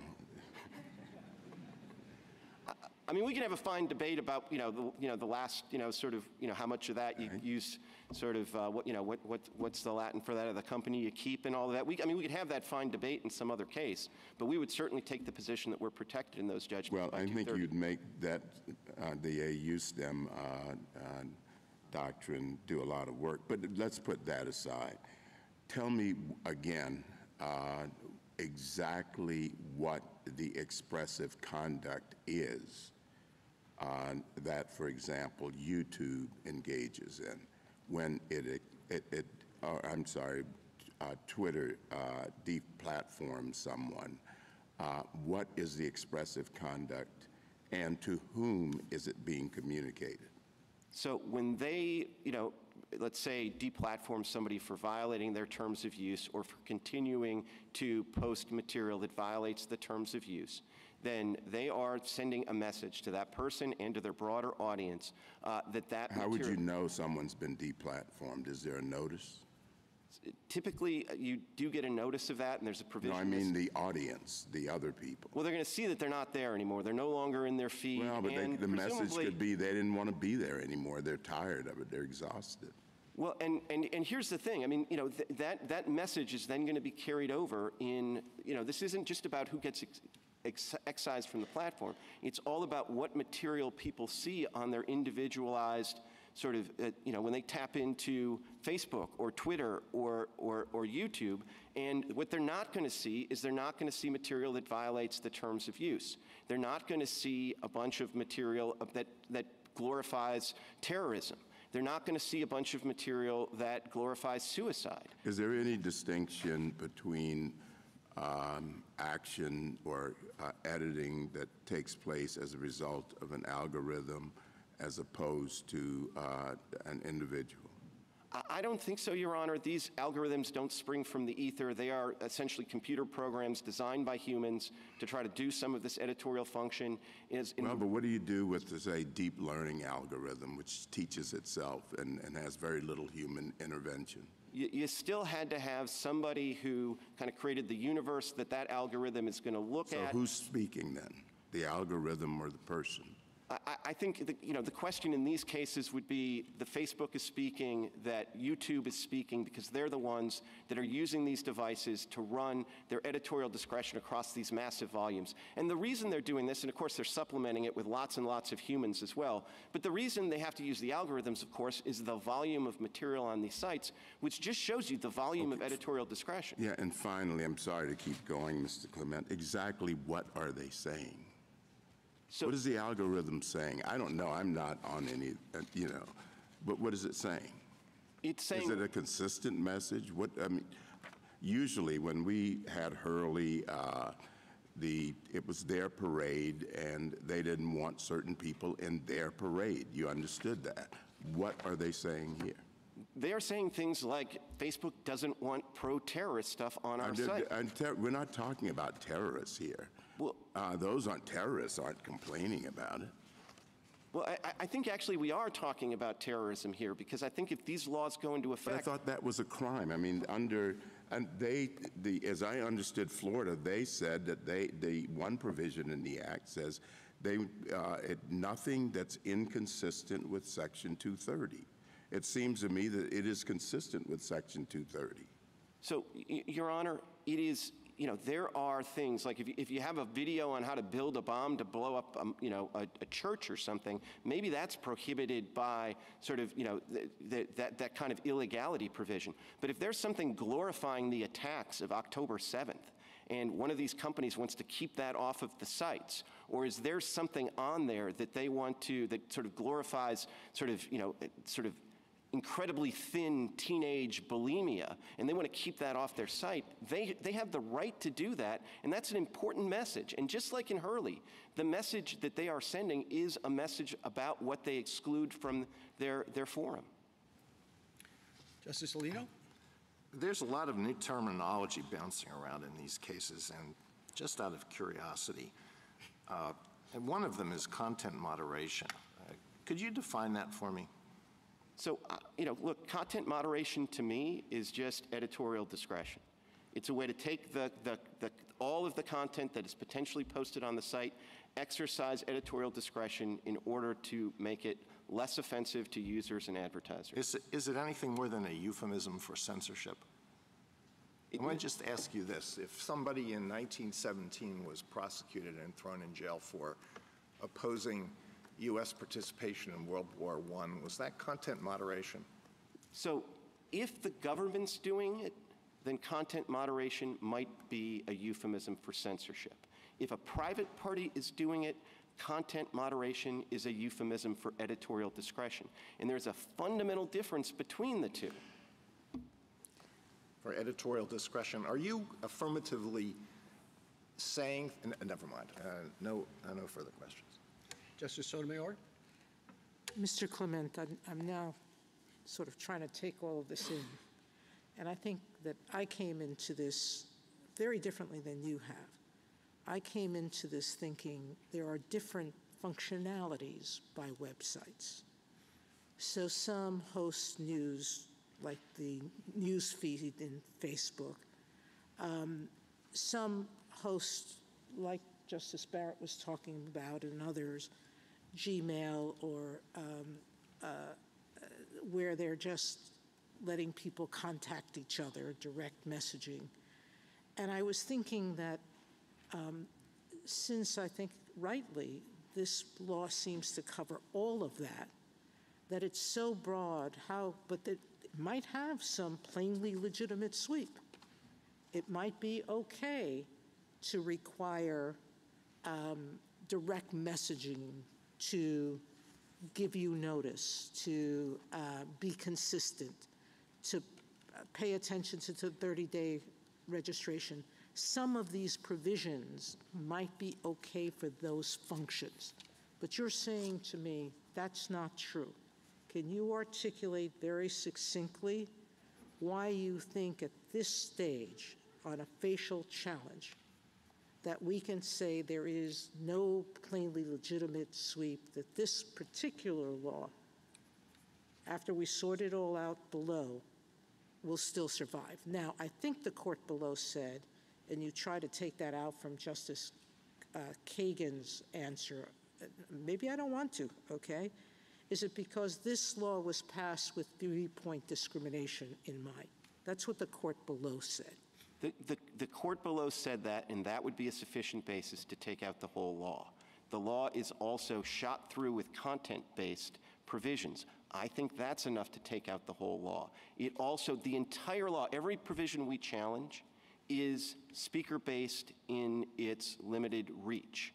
And what this court's cases clearly say, including NIFLA, which my recollection was a facial challenge, says that when you look at speaker-based distinctions, you can then open the lens a little bit and see if those speaker-based provisions are infused with viewpoint discrimination or other discriminatory influences. And if you do that here, I mean, you don't have to get past the governor's official signing statement to understand that the restrictions on this statute, I mean, you know, it's one thing to say, well, they're only getting the big companies, but when the governor's telling you we're going after the viewpoints of the Silicon Valley oligarchs, then all of a sudden limiting it to the biggest companies starts to tell you that this is targeted like a laser beam at the companies that they don't like the editorial discretion that was being exercised.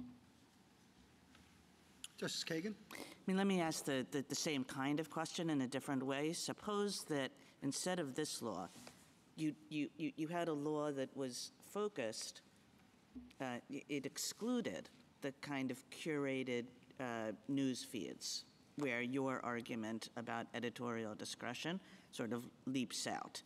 So this law didn't touch those. But it said, you know, with respect to Gmail and direct messaging and Venmo and Dropbox and Uber, with respect to all of those things, a site could not discriminate on the basis of viewpoint, just as maybe a site couldn't discriminate on the basis of race or sex or sexual orientation or what have you. So it just added viewpoint to the list. Wouldn't that be all right? I actually don't think it would be all right because all of those things are still in the expressive business. And I also think— Well, do you think that, you know, suppose it didn't say viewpoint, it just said you can't discriminate on the basis of, you know, all the usual protected characteristics. Is that all right? That would probably be all right, but it wouldn't save the whole statute from being— Well, so this is just on this statute. You know, it's a statute about, it excludes YouTube and Facebook and, you know, the Facebook news feed. Right. But it's just direct messaging, Venmo, all of those kinds of things. And it just said, you know, we're not going to let you exclude on the basis of race and sex, and we're also not going to let you exclude people on the basis of viewpoint. So, I mean, the first part of that statute, I don't think my clients would even challenge. I mean, whether there's an abstract First Amendment right to have the Black Authors Table for Black History Month. And also on the basis of viewpoint. When you throw viewpoint into there, then I think, I'd have to ask my clients whether they challenge that statute. But obviously, that's not the statute we have here. And if you think about... I guess what I'm saying is in part, it is the statute you have here. And that gives you your plainly legitimate sweep. Because all it's saying is that when you run a service where you're not speaking, unlike in Facebook feed, where your editorial discretion argument is good because the platform is engaged in speech activities. Well, when you're running Venmo, you're not engaged in speech activities. And so when a state says to you, you know what, you have to serve everybody, irrespective of whether you like their political opinions or not, then it seems you have a much less good argument. But this statute also says that, doesn't it? Not really, Justice Kagan, and I think we're in danger of losing sight of the actual statute. So let me take you to Petition Appendix 97A and the definition of censor used in the statute. It says censor includes any action taken by a social media platform to delete, regulate, restrict, edit, alter, inhibit the publication or republication of, suspend a right to post, remove or post an ad addendum to any content or material posted by a user. The term also includes actions to inhibit the ability of the user to be viewable or to interact with another user of the social media platform. Censor is all about the expressive activity. Post-prioritization is all about, it specifically talks about a news feed, a feed, a view, search results, and they give essentially political candidates in journalistic enterprises a right to sort of non-discrimination. So they're going to pop up there, even though, like, I have no interest in politics. I just want to look at, feeds about Italian bicycles. And I'm still going to get these Florida politicians popping in there. That's what this statute does. And then you go through shadow ban. Shadow ban's not about any of the things you're talking about. Shadow ban is all about content. And then we go to journalistic enterprises. They get pride of place. Then we talk about post-prioritization. That's all about how you display the content. So, like, maybe the 30-day provision, you could sort of say that, well, that applies to, like, Uber. But even then, if Uber wants to change its comment policies because all of a sudden, they did one thing to try to, deal with one set of issues, and then a problem comes up and there's a whole bunch of, like, people using the comments in a really rude way, like, why couldn't they change their editorial policy on the comments? I just don't understand it.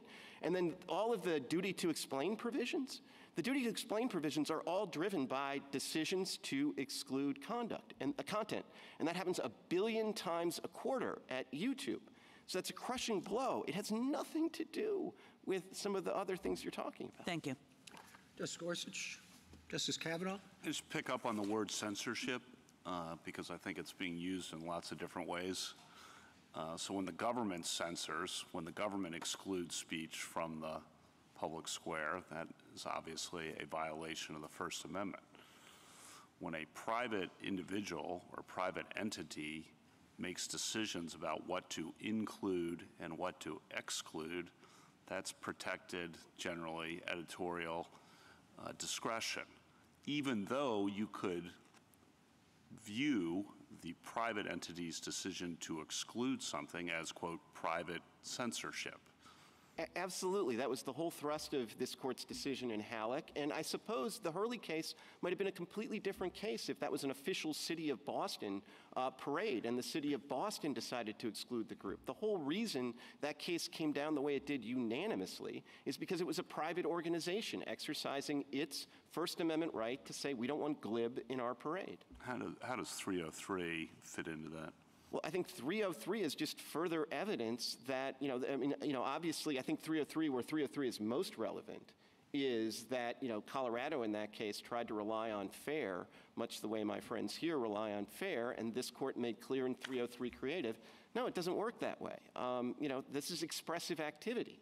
And so, and the fact that my friend's best case is fair, I think just shows how radical this statute is, because this targets expressive activity in its core. If the Solomon Amendment said to the law schools, you have to give the military equal time in the classroom, I think the case would have been 9-0 the other way. And that's essentially what Florida's trying to do here. And then on the procedural posture, I think this is important to try to understand what's exactly before us. And you've gotten questions on this, but I want to nail it down for my benefit, which is You said that they came in and opposed a PI solely on the ground that what was involved here was not expressive activity or speech, but instead conduct. Is that accurate? That's accurate. It came up in the context of how much discovery we were going to have before we had the preliminary injunction hearing. And in that context, the state says, look, we're going to sort of, kind of rest on this kind of threshold question, as my friend said, and that will limit discovery on both sides. And then in the 11th Circuit, it was even more clear, because in the 11th Circuit, the position of the state of Florida was like, we're not going to really engage on intermediate scrutiny at all. We're putting all our eggs in the expressive activity. So if we think that the statute does target expressive activity in some respects, and we affirm in this case, what is left, to Justice Gorsuch's question, what's left to happen? That just means it can't go in place for the next year or two until a final judgment. What will happen in the litigation? So there'll be litigation on the merits. I don't even think we're past the point where we could amend. So if this court tells us we sure better have an as-applied challenge in there, I suppose we could do that. But the point is the litigation will go on. There will be discovery, unless Florida decides at that point that the writing's on the wall and it tries to pass a more narrow statute. But otherwise, there would be discovery. There would be, essentially the whole 9 yards. But in the interim, I just can't emphasize enough, particularly that $100,000 civil penalty provision. All that's before us then is what should happen in the interim before final judgment, and it comes back to us potentially a year or two from now. Should it be in effect or not be in effect until it comes back to us? Yeah, if correct? It comes back to you, yes. If it came back to us or it goes to the Court of Appeals. And what will happen? You've alluded to it, but what will happen in that year, do you think? Because I don't think we've heard much about exactly what you're concerned about. In other words, you're very concerned about this, that's obvious, but what are the specifics of that? Well, honestly, if this statute goes into effect, we'd sort of have to fundamentally change our business models. And I think each company is going to make their own judgment about how they'd come into compliance. I think, part of the irony here is that as to they say this is going to promote speech, but they allow us to discriminate on the basis of content as long as we do it consistently. So, what we might do in the interim, at least some of these companies might do, is, just like, well, let's do only puppy dogs, at least in Florida, until we can get this straightened out, because that's the one way because, these same companies are getting hammered by people that say we're not doing enough to keep material that's harmful to children off of these sites. And yet these laws make it impossible for us to keep material that's harmful to children off of our sites unless we take so much material off of our sites that nobody can say that we're not being inconsistent or not discriminating. In Texas, it's viewpoint discrimination. Could you just say a word about the word consistency, what you think that entails? I have no idea, and one of the other arguments we have in this case, it's just not part of the preliminary injunction you have before us, is a vagueness challenge. And I think when you're targeting editorial discretion to put a consistency requirement, if you tried to tell the New York Times to be, I haven't met anybody who thinks the New York Times is 100% consistent in its editorial policy. But if you put a state action requirement that they editorialize consistently, or somebody can sue them for $1,000, or the state can haul them into court, I think that would be the most obvious First Amendment violation in the world. Thank you. Justice Barrett? I have a practical question.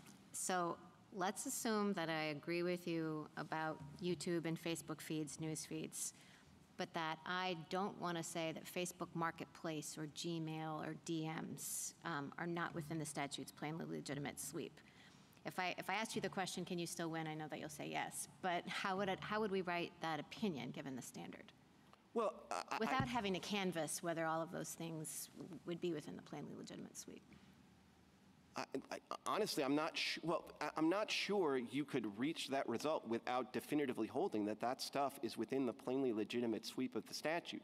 You don't have the record for that, in part because of litigation decisions that were made by the state of Florida. So I think what you would do is you would affirm the preliminary injunction, and then you would perhaps lament the fact that the record here is somewhat stunted, and then you would make clear that there might be a possibility to modify the preliminary injunction on remand. And now, at that point, I think when the lower court sort of sees all the details about how these things actually operate, they might not have the same skepticism that you're starting with. But I think there's lots of ways to write the decision that keeps the, and again, what's in place right now is a preliminary injunction for the benefit of my clients. So people that haven't sued yet, I mean, the statute in theory could apply to them.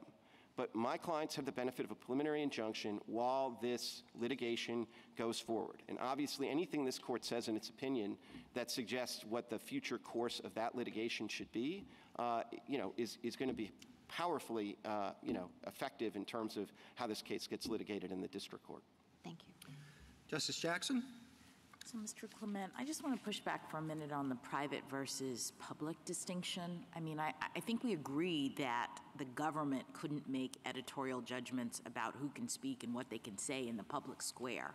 But what do you do with the fact that now, today, the internet is the public square? And I appreciate that these companies are private companies, but if the speech now is occurring in this environment, why wouldn't the same concerns about censorship apply? So 2 reasons, Your Honor. I mean, one is I really do think that censorship is only something the government can do to you. And if it's not the government, you really shouldn't label it censorship. It's just a category mistake. But here's the second thing. You would worry about this if websites like the cable companies in Turner had some sort of bottleneck control where they could limit your ability to go to some other website and engage in speech. So if the way websites worked was somehow that if you signed up for Facebook, then Facebook could limit you to only 19 other websites, and Facebook could dictate which 20 websites you saw, then this would be a lot more like Turner. But as this court said in Reno in 1997, when it was confronted with an argument about the then fresh Turner decision, this court basically said the internet is like the opposite of Turner. There's so much information out there. It's so relatively easy to have a new website come on. And like reality tells us that, right? Like X is not what Twitter was. And TikTok came out of nowhere. All right, I think I get your point. Let me just ask you about the illegitimate sweep point. So what is illegitimate about a government regulation that attempts to require these companies to apply consistently their procedures? I guess I don't understand why the enforcement of sort of anti-discrimination principles is illegitimate. So consistency when what is being regulated, as a government mandate, when what is being regulated is expressive activity, is, I think, a clear First Amendment violation. And I don't think, some of these judgments are very tricky judgments. Okay, well, we're gonna take some of the stuff sort of celebrating October 7th off, but we want to have. All right, well, what about a straightforward one, right? I understood that one of these was no candidate can be deplatformed. That seems pretty straightforward. Right. And right. I and think so why isn't that enforcing anti-discrimination principles? If somebody's a candidate for office, they can't be deplatformed. So that means they can't be deplatformed no matter how many times they violate my client's terms of use, no matter how horrible their conduct, no matter how misrepresenting they are in their speech. We still have to carry it. And not just have to carry it, but under this statute, we have to give it pride of place. And it doesn't take much to register as a candidate in Florida. And so this gives a license to anybody, even if there's somebody who's only going to poll 2% in their local precinct, they can post anything they want. They can cause us to fundamentally change our editorial policies and have to ignore our terms of use. Thank you. Thank you, counsel.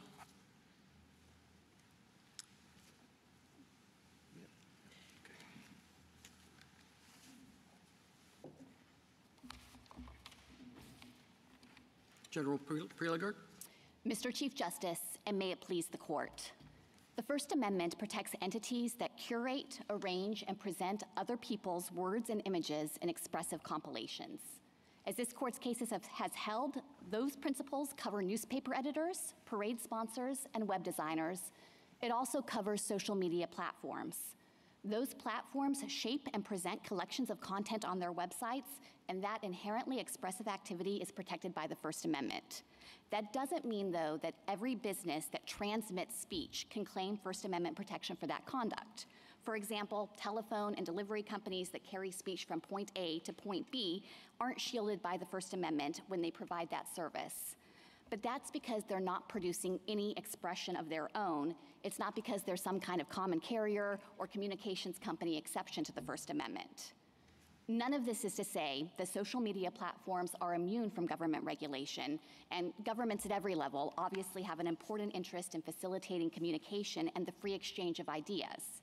But in promoting that interest, governments have to stay within the bounds of the First Amendment, and these state laws, which restrict the speech of the platforms to enhance the relative voice of certain users, don't withstand constitutional scrutiny. I welcome the court's questions. Normally, you are defending regulations, but are you, if the U.S. government did exactly what these petitioners, respondents are doing, would that be government speech? So if I'm understanding the hypothetical correctly, Justice Thomas, if you're suggesting that the government itself would open a forum and allow users to post messages on that, I think that would implicate First Amendment principles because the government might be creating something like a public forum where it would itself be bound by the Constitution. I don't think that would all necessarily qualify as the government's own speech. The critical difference here, of course, is that these platforms are private parties. They're not bound by the First Amendment as an initial matter. Mr. Clement said the difference is that if the government does it, it is censoring. If a private party does it, it is, I forget, content moderation. These euphemisms bypass me sometimes, but or elude me. Do you agree with that distinction? Yes, I mean, the critical difference is that, as Justice Kavanaugh observed, the government's bound by the First Amendment. And so if it were to, for example, dictate what kind of speech has to appear and in what order, that could create a First Amendment violation. But here, it's the private platforms themselves that are making that expressive choice. And our recognition here is that they're creating their own expressive product in doing so.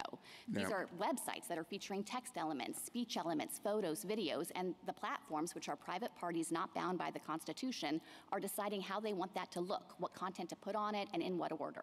That's an inherently expressive activity. What are they saying? So it depends on the platform, the various value judgments that are embodied in its content moderation standards.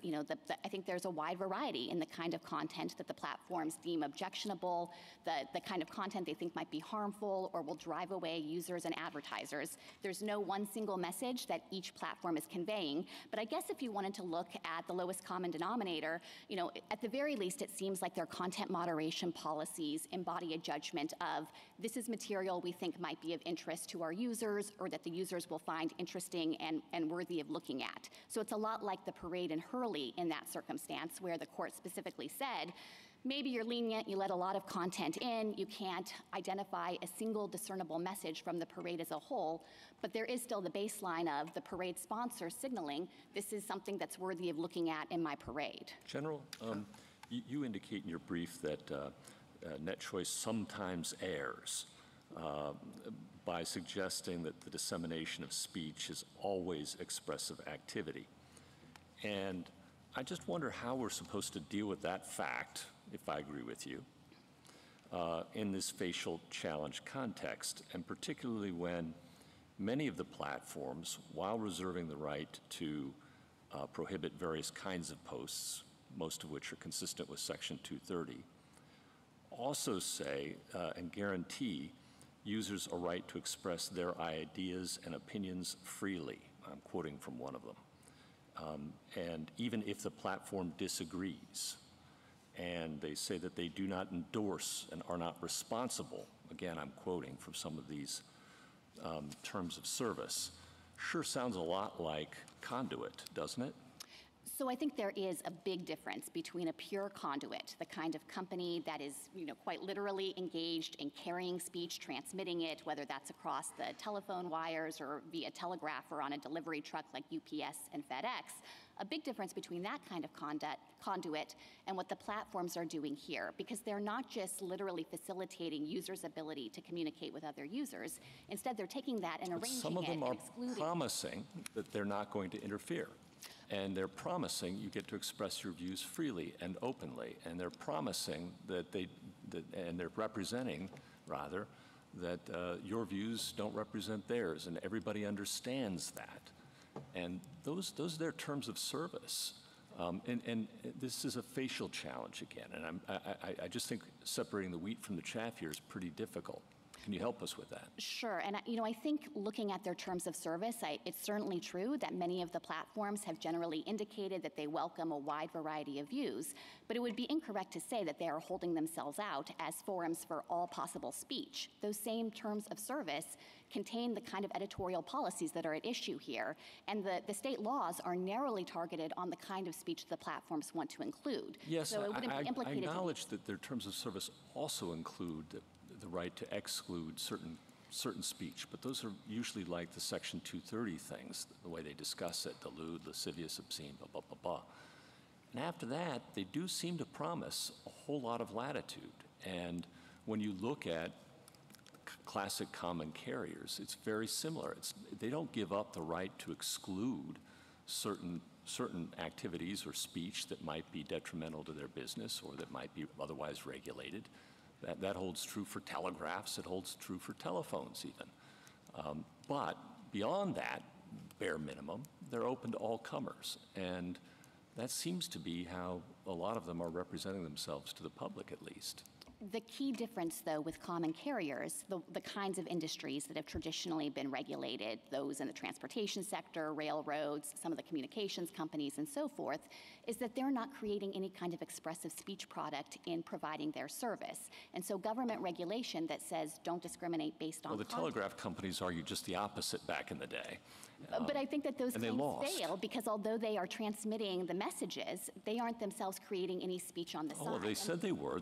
In fact, they curated a lot of the speech, or tried to, including political speech, which they didn't agree with. I think it's wrong to call that curation. It's certainly true they tried to adopt certain discriminatory Well, whatever policies. euphemism one wishes to choose. But they weren't taking that speech out and putting it into a compilation that's expressive. That's the difference here. On This is that, a- okay. So if they're now, if the expression of the user is theirs because they curate it, where does that leave Section 230? Because the protection there, as I understood it, and Justice Thomas was making this point, was that Section 230 says we're not going to treat you as publishers so long as you are not, it's not your communication in whole or in part, is what the definition says.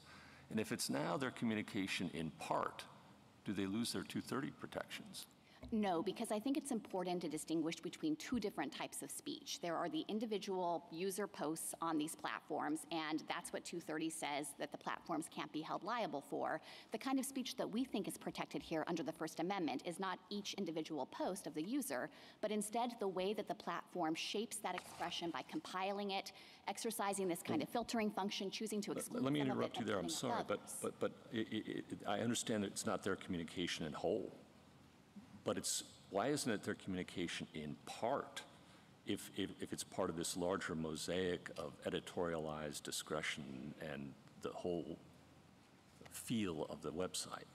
Well, I don't think that there is any basic incompatibility with immunizing them as a matter of Congress's statutory choices and recognizing that they retain First Amendment protection. Isn't the whole premise, I'm sorry, the for the whole First premise of Amendment. Section 230 that they are common carriers, that they're not going to be held liable in part because it isn't their expression, they are a conduit for somebody else's? No, not at all, Justice Gorsuch. I think, to the extent that the states are trying to argue that Section 230 reflects the judgment that the platforms aren't publishing and speaking here, there would have been no need to enact Section 230 if that were the case. Congress specifically recognized the platforms are creating a speech product. They are literally, factually publishers, and Congress wanted to grant them immunity, and it was for the purpose of encouraging this kind of editorial discretion. That's the whole point of the Good Samaritan blocking provision, 230C2A.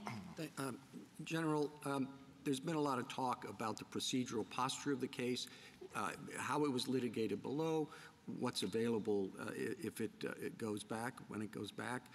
I'd like your views on that. Yes, so we presented our arguments in this case, taking the way it had been litigated at face value. And what that means is that below, Florida treated this law as though the central provision and scope was focused on the true social media platforms, the thing that the website you have in mind when I use that term, things like YouTube and X and Facebook. And Florida's presentation to the lower courts was this law isn't a regulation of their speech at all, and so it's valid. So I understand the force of the questions that the court has been asking today about, are there other types of websites that might be covered? Could this extend to direct messaging? You know, we don't really have a dog in that fight to the extent that there are those other applications of the law out there. That's not how Florida sought to defend it. And to Justice Barrett's question, you know, what should the court do with this? It's been litigated one way, and now it looks like maybe there are other possible applications you would have in mind. I would urge the court to take a really narrow approach here. Florida defended this law on the basis that it could control what the true social media platforms are doing with respect to their expressive websites. And if I were the court, I would really want to reserve judgment on the application to e-commerce sites, to companies like Uber, which don't seem to be creating a comparable type of expressive product. And I think the court could save those issues for another day or for further factual development in this case while looking at the decision on the record that was created based on those litigation judgments by the parties. Am I correct? Justice Thomas, any further? Justice Alito? Yeah, I'm baffled by your answer to the Chief Justice. Didn't Florida argue that a preliminary injunction should not be issued because the plaintiffs had not shown that they were likely to succeed on their facial challenge? Did they not make that argument? They made that overarching argument, but they didn't go further and say, and the reason for that is because here's direct messaging. All right, well, do you think that issue is not before us?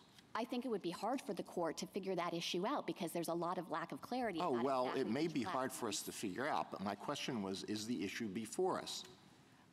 I think that the way Florida litigated this case makes it difficult to say that the issue is properly before you. Usually the court holds a party to the arguments it pressed below and that were passed upon below, and there is no court in this case that has considered questions about other types of platforms or about other types of functionalities. If the record is insufficient to allow us to comfortably decide whether the facial challenge standard or an overbreadth standard is met, isn't that the fault of the plaintiffs? And isn't the remedy to vacate and remand for all of that to be fleshed out? And that would not mean, I wouldn't say anything necessarily about what will happen in the near future. It would mean that it would be litigated, and perhaps if the plaintiffs develop the record in the way that Florida thinks they should, and provides a list of all of the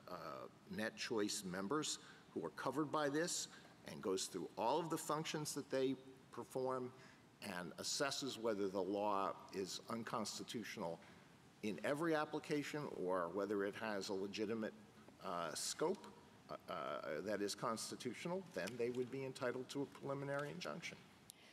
So I certainly don't want to resist the idea that if this court thinks those issues are properly before it and affect the analysis of the facial challenge, notwithstanding the way the parties litigated the case, I don't want to stand in the way of that.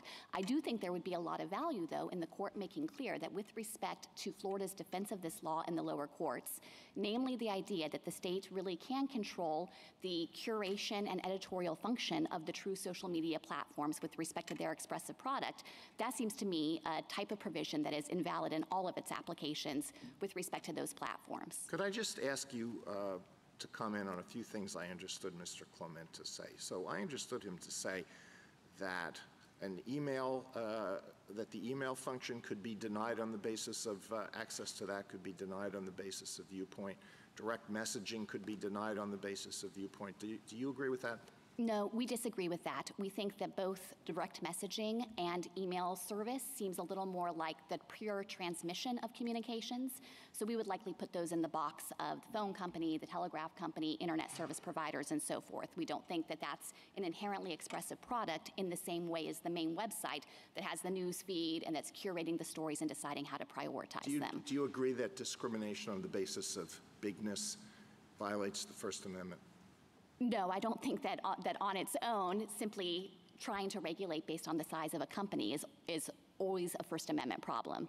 Do you agree that a private party cannot engage in censorship? Let me give you an example. Suppose that a private law school says that any student who expresses support for Israel's war with Hamas will be expelled.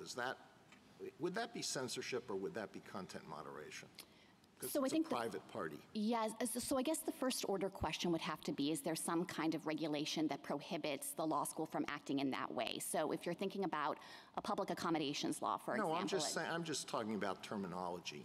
Colloquial terminology, that's not censorship, that's content moderation. I think that the semantics of it don't matter. You could say that the parade in Hurley was censoring the glib contingent that wanted to march, or that the newspaper in Tornillo was censoring the candidate who wanted to publish his speech. I think that the particular word you use doesn't matter. What you have to look at is whether what's being regulated by the government is something that's expressive by a private party. And here we think you have that. The particular word that you use matters only to the extent that some may want to resist the Orwellian temptation to recategorize offensive conduct in seemingly bland terms. But anyway, thank you. Justice Sotomayor? General, I think I'm finally understanding the argument, but let me make sure I do, okay? When I came in, I had the reaction Justice Alito did, which is we should vacate and remand. And I have been thinking about what does that do to the preliminary injunction, because I agree with you. As I understand what the state did below was to say we don't have to offer you any justification for any part of our law, because everybody of these social media companies are common carriers. And I think what's clear is, from our questioning, that that's not true, that there are many functions that are expressive that we can't say are common carriers. But even if we did say they were like common carriers, the issue would be one of what's the level of scrutiny. And the state said there's no level of scrutiny we're going to address. They basically said we can do anything we want to common carriers and to any of the expressive platforming or deplatforming things. But I don't even think that's true. They can't come in and I'm not sure they can, do any of these things or some of these things, even to common carriers if it is a sort of content or viewpoint, content exclusion. So a common carrier doesn't have to permit unruly behavior, doesn't have to permit, can throw somebody off the train if they're threatening somebody else or if they're doing other things. So I guess what you're saying is let's keep the injunction in place, vacate and remand, affirm on the preliminary injunction, but vacate and remand on the application of this law and how, based on what level of scrutiny given the function that's at issue, correct? So we do think that the court should hold the parties to the way they litigated this case and teed it up for the court's review. And it's uncommon for the court to start considering new arguments that weren't presented by the party defending its law below. But if I can respond for a moment on the common carrier point, Justice Sotomayor, because I think you've put your finger on a really important response here to many of the arguments that Florida is making. They suggest that the designation of a platform as a common carrier or not has some kind of talismanic significance, but it's completely irrelevant to answering the First Amendment question, because it's not like companies that are treated as common carriers have no First Amendment rights with respect to their expressive activities. You know, you can take a railroad like Amtrak and you can regulate it as a common carrier with the transportation of passengers, but if it creates some kind of magazine for those passengers to peruse, that's entitled to full First Amendment protection. And the reason that the non-discrimination mandate in the common carrier scenario usually poses no problem under the First Amendment is there's no speech or expressive activity in in carrying passengers or in carrying communications. It's entirely different with respect to the activity that Florida is seeking to regulate, because that is inherently expressive. It's putting together literally a website with pictures and video and text and arranging it, and that looks just like the kind of protected editorial and curatorial activity the court has recognized in other cases. So whether you say they're a common carrier or not, we think is entirely beside the point. Justice Kagan? I think I want to try again on this question of, like, where does this leave us? Because suppose that I agree with pretty much what you said. Let's just take that as an assumption, which is, you know, when Florida is trying to regulate Facebook newsfeed, well, it can't do that because Facebook newsfeed is itself providing a kind of speech product. But when Florida is trying to regulate Gmail, well, maybe it can do that because Gmail is not in the business of providing that sort of speech product.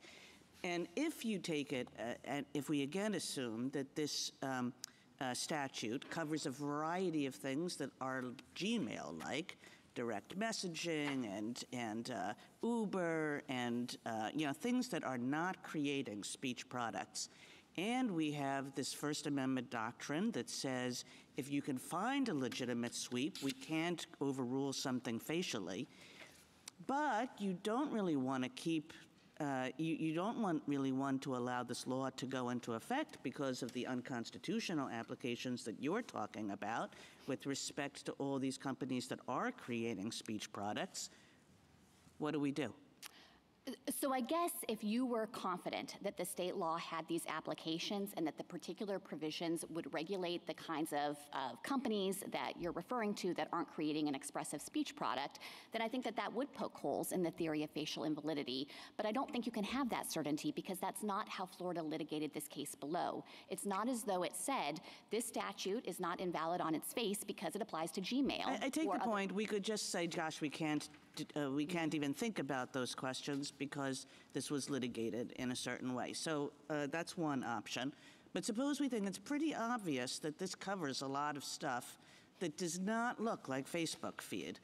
And we wanted, I mean, suppose we were to, you know, we can take notice of that, then what?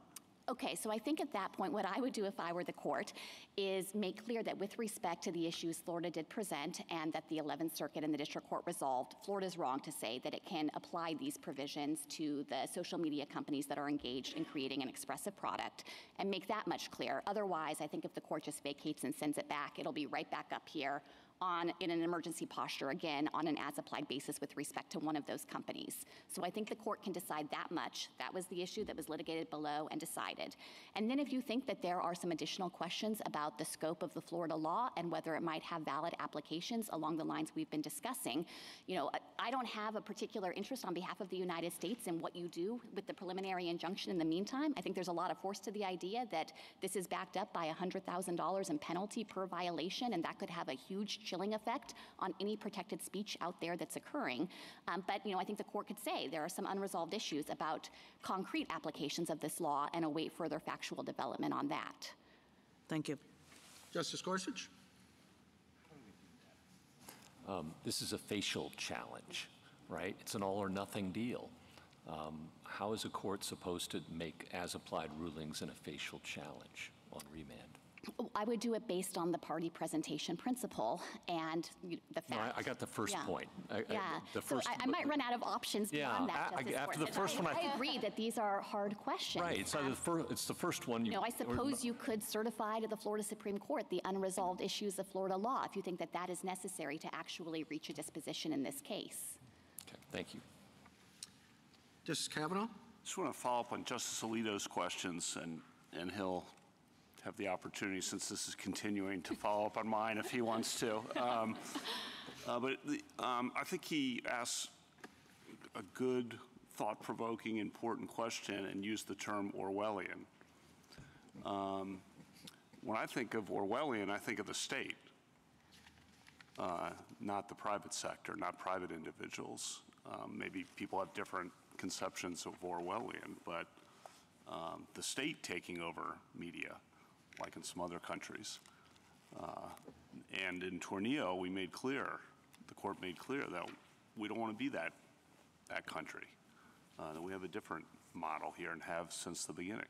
and we don't want the state interfering with these private choices. Now, Tornillo then dealt with, and this is my question, Tornillo dealt with the idea, well, newspapers have become so concentrated and so big that maybe we should have a different rule. And Tornillo, in the court's opinion, Chief Justice Berger's opinion for a unanimous court, talked about those changes. I mentioned those before. He says those changes have placed in a few hands the power to inform the American people and shape public opinion. The abuses of bias and manipulative reportage are said to be the result of vast accumulations of unreviewable power in the modern media empires. In effect, it is claimed the public has lost any ability to respond. The monopoly of the means of communication allows for little or no critical analysis of the media.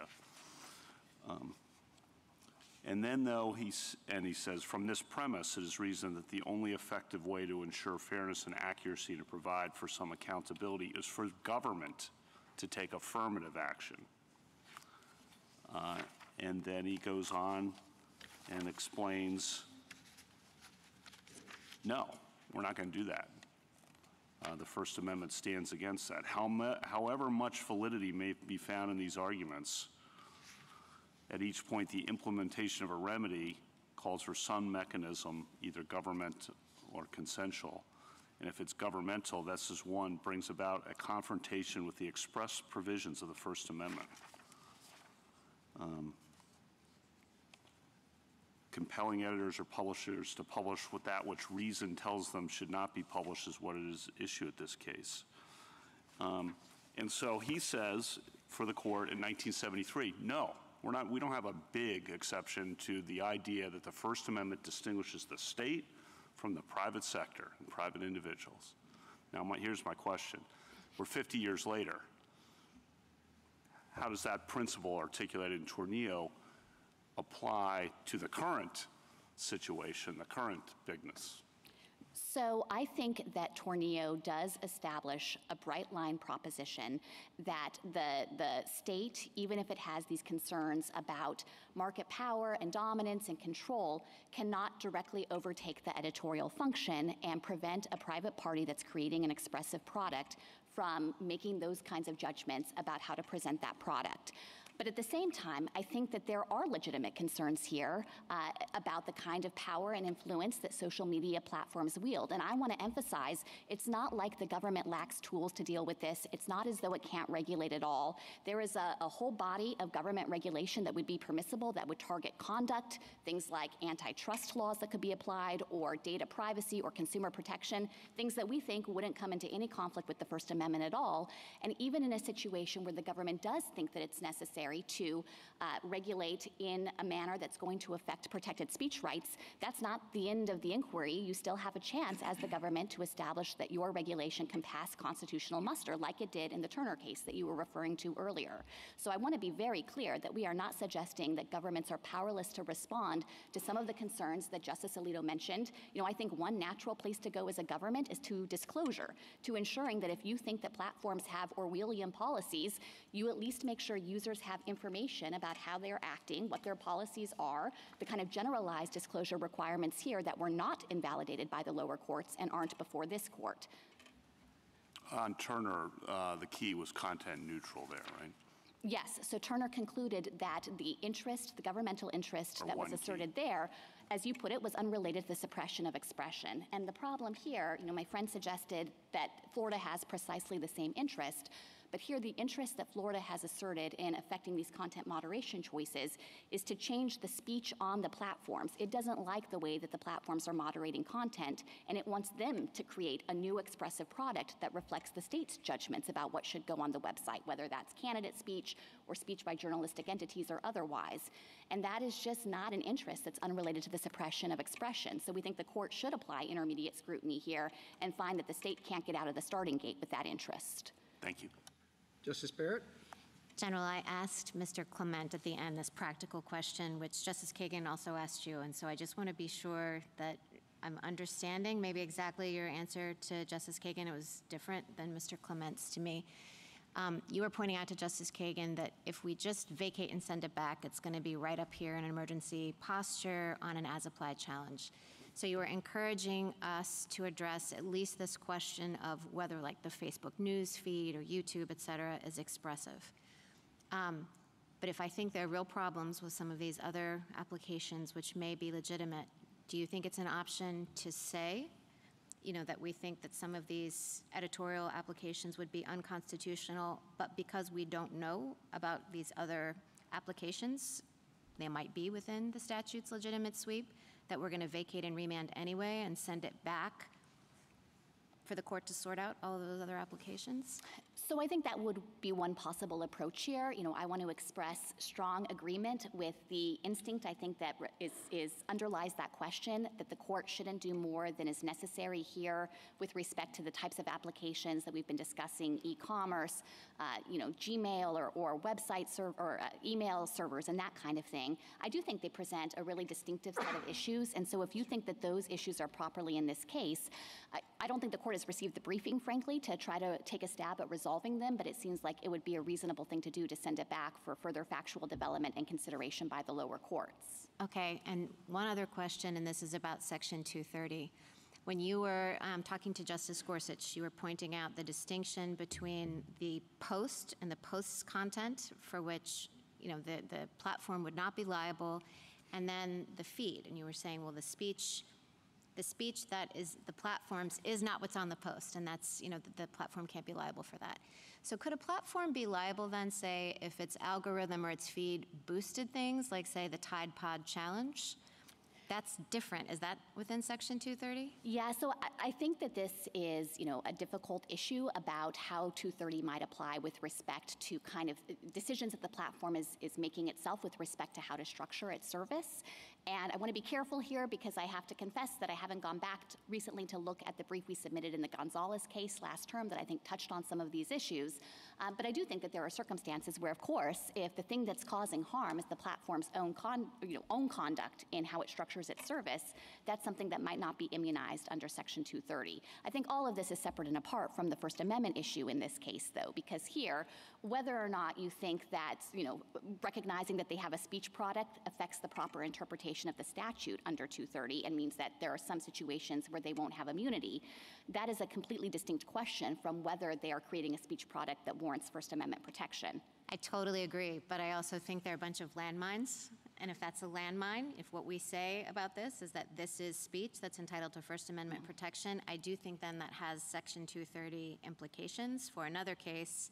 And so it's always tricky to write an opinion when you know there might be landmines that would affect things later. Yes, and I certainly would think the court could try to carefully cabinet and make clear that it's not opining on the specific statutory terms in 230 or whether this First Amendment characterization of the expressive compilation fits within the provision that Justice Gorsuch cited earlier about creating speech in whole or in part. And the court could very clearly outline that in its decision to try to caution lower courts away from conflating those two issues. Thank you. Justice Jackson? General, I hear you struggling valiantly to set aside other kinds of applications in response to a number of the questions. And I guess I can't figure out why those other applications aren't in this case. I mean, I think Florida defended the law as NetChoice challenged it, and NetChoice brought a facial challenge. And I had understood that to mean, first I was a little surprised that the government's brief didn't focus on that. But I had understood that to mean that NetChoice, number one, bears the burden in this case, and number two, that NetChoice has to, I guess Mr. Clement and I had a difference of opinion as to how you say it, but that burden is to show that there's either no valid application of this law or that the law has a legitimate sweep. So if we can identify other valid applications, if we see worlds in which Uber and money services or whatnot could be regulated, I don't understand why that just doesn't mean that NetChoice has not met its burden, and so that's the answer. Well, I think you would have to conduct it at a more granular level, Justice Jackson, because it's not just about what are the universe of platforms out there and what functionality do they offer. You'd really have to parse the challenged provisions of the Florida law and ask, are those platforms, engaged in any kind of the relevant conduct? I agree with you 100%, but the question is, isn't it NetChoice's burden to have presented the case to us in that way? If we don't have that information, again, I say, don't they lose? So I want to say again that we don't have a particular stake in how you think about their own litigation decisions on both sides, but this case very much was teed up in the lower courts as being all about what they called the big three social media companies. That's clearly the central aim of this law. It was focused not on the Ubers of the world and their comment boxes, but on the core function of creating an expressive website that principally contains user-generated components, the text and the photos and so forth. And the provisions that are challenged here are the ones that are focused on the type of editorial discretion that those types of platforms are engaged in. So I don't think it's as easy to say, maybe we can look in the dark recesses of this law and peek around a corner and find some possible valid application. That's not how Florida sought to defend the law, and I think it would go down a complicated road to allow the core provisions of the statute I to understand, take effect. General, but the confusion, I think, is that the law on its face is really broad. We've said that. And other people, many people, have noticed that it could apply to all sorts of things, and yet you say it was litigated below as if it was narrow. I appreciate that, but we have a facial challenge on the table, and to the extent the entire law goes, then I suppose maybe these other lawful applications would go too. And isn't that problematic when you're talking about facial challenges? Well, you are looking at this in the posture of a preliminary injunction, so I don't think that the court is definitively resolving and kind of issuing the final say on exactly what the status of this Florida law is. But look, I want to agree. I have some sympathy here. In preparation for this argument, I've been working with my team to say, does this even cover direct messaging? Does this even cover Gmail? And we've been trying to study the Florida law and figure it out ourselves. We think there's a lot of ambiguity about exactly what the state law provisions require. I don't think, though, that that's a basis to not resolve the central issue in the case, which is with respect to what we know the state law does. It would require these social media platforms that are creating the compilation of third-party speech to fundamentally alter their product that they're offering. We think that's an infringement of speech, and the court should say so. Thank you. Thank you, counsel. Rebuttal, Mr. Whittaker. First, on the procedural posture, the fact that there's no record in this case is entirely NetChoice's fault. It was NetChoice who insisted in district court on litigating the PI very fast. In fact, we actually wanted to slow it down and take discovery. And we actually even offered to voluntarily stay the law while we did that. And NetChoice says, no, we want to go fast. And the district court obliged them, went fast. There was no meaningful opportunity to take discovery. And in fact, when we appealed, we tried to say, hey, let's litigate this case while it's on appeal and do discovery. And they said, no, we want to stay discovery even while it's on appeal. And the district court obliged. So the fact that there's no record in this case is not Florida's fault. It is NetChoice's fault. Second, there are clearly constitutional applications of this statute. And contrary to what my friend said, it does apply to Uber. And he read you the definition of censorship on 97A. And right before that is the definition of deplatforming. And if Uber deplatforms a user, that is covered by our law. If Uber says to a journalistic enterprise, I don't like the cut of your jib, the broadcast you did last week, that is covered by our law. And so that is something that is there. There are also, it's not just Gmail, it's also WhatsApp, there are messaging functions, those are constitutional applications. And the consequences of my friend's argument is really quite sweeping. My friend seems to think that even a traditional common carrier has a First Amendment right, I guess, to censor anything. I guess that means that Verizon can turn around tomorrow and have a First Amendment right to kick all Democrats or all Republicans off of the platform. And that would have sweeping consequences that I do not think is supported, because Verizon has no message in deplatforming or censoring its users. And that principle is distinct from what my friend from the United States is saying, because she's talking about, oh, well, they arrange material on the site in various ways. But that doesn't speak at all to whether they have a constitutional right to censor.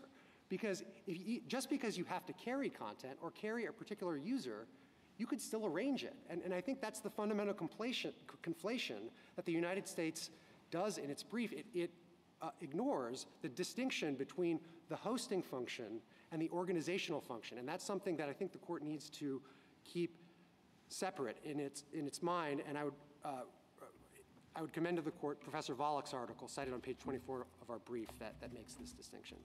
Thank you. Thank you, counsel. The case is submitted.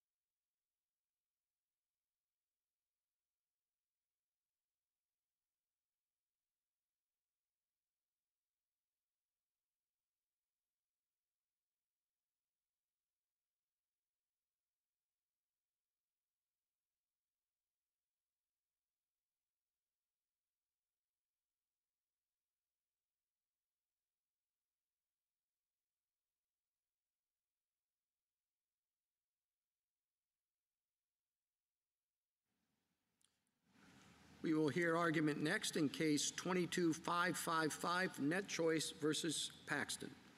Mr. Clement. Mr. Chief Justice, and may it please the court. I don't want to proceed as if I wasn't here for the first argument, so let me focus on what's different about Texas. One thing, fortunately, that's different about Texas is its definition of social media platforms excludes websites. So we can just put that Gmail issue to one side for when we're talking about Texas. The other thing it excludes, of course, is websites that are primarily focused on news, sports, and entertainment. In the First Amendment business, we call that content-based discrimination. And that's just one of the many reasons that this statute is, dare I say it, facially unconstitutional. The other thing that's different is in some respects this statute operates more simply because it forbids my clients from engaging in viewpoint discrimination. Now, we're used to thinking that viewpoint discrimination is a bad thing and that governments shouldn't do it, and of course, when governments do it, it is a bad thing. But when editors or speakers engage in viewpoint discrimination, that is their First Amendment right. It is also absolutely vital to the operation of these websites, because if you have to be viewpoint neutral, that means that if you have materials that are involved in suicide prevention, you also have to have materials that advocate suicide promotion. Or if you have materials on your site that are pro-Semitic, then you have to let on materials onto your site that are anti-Semitic. And that is a formula for making these websites very unpopular to both users and advertisers. So it is absolutely vital. The other thing that makes Texas a little different is, at least in passing the law, Texas was even more explicit in relying on the common carrier analogy, as if simply labeling websites common carriers makes the First Amendment problems go away. And that is fundamentally wrong for two basic reasons. One, these companies don't operate actually as common carriers. They all have terms of use that exclude varying degrees of content. And second, Texas can't simply convert them into public common carriers by its say-so. I welcome the court's questions. Mr. Clement, if these laws go into effect, how would your clients, what steps would they take to comply? So, I mean, one thing that they would... Including, I'm sorry, just in particular addressing the situation of compliance in Texas and Florida as opposed to nationwide. Sure. So, I mean, one of the things that they would contemplate, at least, with respect to Texas in the first instance, is there some way to just withdraw from the market in Texas and Florida? And of course, Texas had that in mind in the statute and specifically said by we essentially have to do business in Texas, and we can't discriminate against users based on their geographic location in Texas.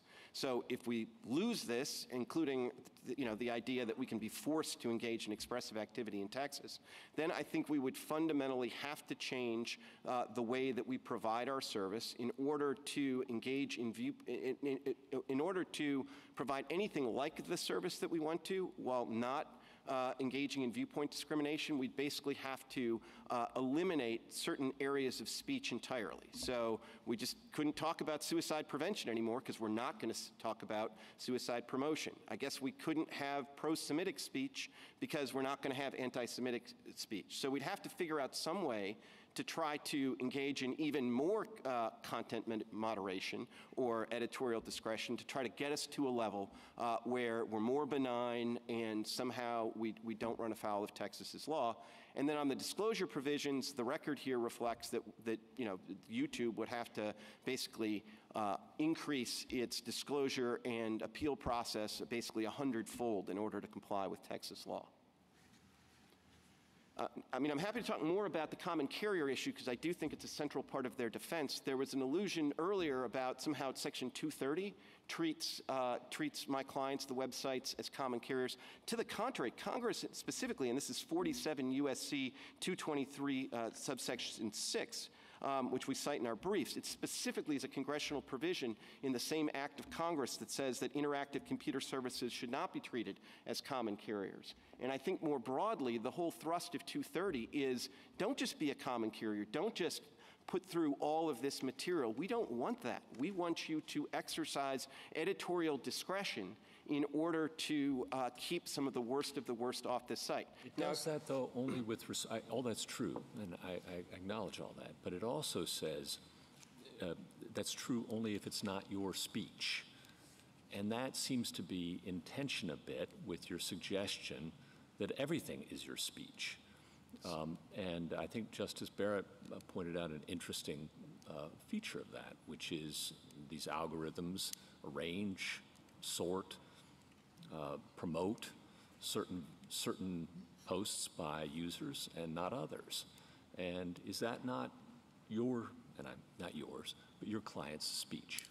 So I don't think it's our speech in the way that Section 230 talks about the speech. And I think for these purposes, you have to distinguish between the speech that is the editorial function and the underlying user speech. I understand that, and I didn't mean to suggest otherwise, but there is some editorial speech, your term, going on, right? I think that's right. And so the carrier would be liable for its editorial speech. I don't think so. I did actually reread the brief that I filed, at least in the Gonzalez case, and I think that you could make a strong argument based on the text of that statute that kind of editorial sort of functioning is not something that causes you to lose your 230 protection. So it's speech for purposes of the First Amendment, your speech, your editorial control, but when we get to Section 230, your submission is that isn't your speech. Yes, as a matter of statutory construction, because otherwise Section 230 ends up being self-defeating. Because again, the whole point of Section 230 was to promote that editorial discretion. And this court wrestled with these issues. They're hard issues. And I certainly applaud the instinct that you shouldn't resolve them here. But I don't think just by recognizing that my clients are engaged in editorial discretion when they make those decisions about what's going to ultimately go to the individualized screen that a user's going to see when they tap into their website or their application. I don't think that's the kind of speech that you're talking about in the 230 context. And if you did, I think you would defeat the fundamental purpose of 230 because they wanted my clients and others to exercise that editorial discretion to keep the bad material out. With respect to other people's speech. So it seems like we have speech and then we have speech. You literally, and this is, again, I'm happy to argue that case right now if we want to, but you can't have it's a really hard question for us, and it's perfectly relevant here and very important because, of course, 230 preempts things, and we don't know how much of this law it preempts. Absolutely, but this law is unconstitutional in all its applications, and certainly it has no plainly legitimate sweep. So you don't have to reach the 230 question directly here. And I would simply say that when you're reading those statutory terms in 230, you wouldn't sweep in editorial discretion, because if you do, you will defeat the fundamental purpose of Section 230, which is to empower editorial discretion. Well, I just wanted to raise with you the question I raised with the Solicitor General, who offered a thoughtful response. But many of your clients' terms of service, while reserving some editorial discretion, and I think about most of them as speaking about the things covered by 230, obscenity, et cetera, go out of their way to promise an open forum to all members of the public, and go out of their way to say we don't endorse what other people say on this site, and go out of their way to say all views shall flourish. Now, that's not true for all of your clients, but it's true for some of them, and many of them. What do we do about that? So I would say that, and it's true of some of my clients and some more than others, and I think all of those terms of service, as the General said, go on to say, and there's certain things, though, that are out of bounds. And I do think it's just a factually true thing that my clients, in the main, as long as you kind of stay within the lines, they actually do want to promote an open dialogue and a fair dialogue. And if you look at the Center for Growth and Opportunity brief, it shows you that actually some conservative voices have really flourished on these websites. Ben Shapiro and Daily Wire are killing it on Facebook. And that shows you that we do want a broad discussion, but there's some stuff that is just out of the lines. And I don't think it's as simple to say, well, that's just the 230 stuff, because, again, we had a debate about what otherwise objectionable means. But I also think that my clients are getting a lot of pressure to be particularly careful about things that are damaging to youths. And I think in that context, they want to sort of err on the side of keeping some bad material off. Well, you mentioned that a few times. Let me just press the other way, though. Doesn't it also hold that, on your view, part of the editorial discretion of a platform would be that it could use algorithms designed specifically to try to attract teens to addiction or suicide, depression, those kinds of things as well? That would be part of their editorial discretion, too. So a website, I don't think my clients, because my clients are working hard. I don't mean to cast aspersions on anyone, but I think it's a natural consequence of your position, isn't it? There would be protected First Amendment activity with that very different website with a business model that I don't think would stay in business very long. And it is possible, as the United States has pointed out in its brief, that if you have a different concern and you identify a different government interest, that maybe the government might be able to do something, particularly if it does it in a content-neutral way, to address some of those concerns. But to get back to something Justice Kavanaugh pointed out before, I mean, I actually think that both Texas and Florida have been pretty aggressive about their government interest here being something that is not just not a legitimate interest in the First Amendment context, but is affirmatively prohibited, which is the idea that we're going to level we're going to amplify some voices, and we're going to make certain put burdens on private parties so that some voices can be louder than others, or some people can get a boost from what they're getting in the marketplace of ideas. And the only place this court has ever allowed that was in Turner. And I mean, Justice Kavanaugh, you pointed out that one of the key things there was content neutral, but I actually think the critical thing in Turner is that bottleneck or chokehold on the content that went into individual houses. And I think that's what made what was otherwise an impermissible government interest a legitimate government interest in that narrow context. And maybe you could say the same thing. I mean, I don't know if Red Lion is still good law, but that's the same idea that there's like a scarcity rationale. But there's no scarcity rationale in the internet, and this court said that in 1997 in the Reno case. I'm sorry. No. Can I ask you about a distinction between two possible kinds of applications of the Texas law? So one is the application that prevents you from keeping out certain speech that you want to keep out. You said anti-Semitic speech. It could be any of a number of things. As I understand it, the Texas law also prevents you also from doing something else, which is suppose you wanted to prevent anti-Semites from posting anything. You know, you just wanted to say that they're a class of people. We're not even going to let them post cat videos. Should we think about that set of applications differently? I don't think you should think of it radically differently. I mean, it's a different application, but I think it's the same idea, which is there are some speakers, and I think this is going to be, very few, but there are some speakers where they are so associated with a particular viewpoint that it informs essentially all of their speech, and it also affects the speech of other people in the forum. If you have a white supremacist on your speech forum and they're posting there, it's going to cause a lot of other people to say, what is that person doing? What's going on here? Why are all the dog photos white? I mean, it's going to fundamentally change the dynamic on the website. And I think a website that's trying to promote a particular discussion has a First Amendment right to exclude those people. And in practice, this is, what is used to exclude sexual predators, which is something, again, that the government can't do, Packingham, but Facebook does. And there's certain other people with, just very distinct viewpoints where it's, in a sense, we know the viewpoint is problematic, even if the particular post is not. But Mr. Clement, I just wanted to follow up on that because it seems to me that Justice Kagan's question kind of gets to the distinction in 303 Creative between turning people away and the speech that you have. And so if you think about it as silencing someone who you let on your platform, then that seems more like speech or content moderation to the extreme, for example.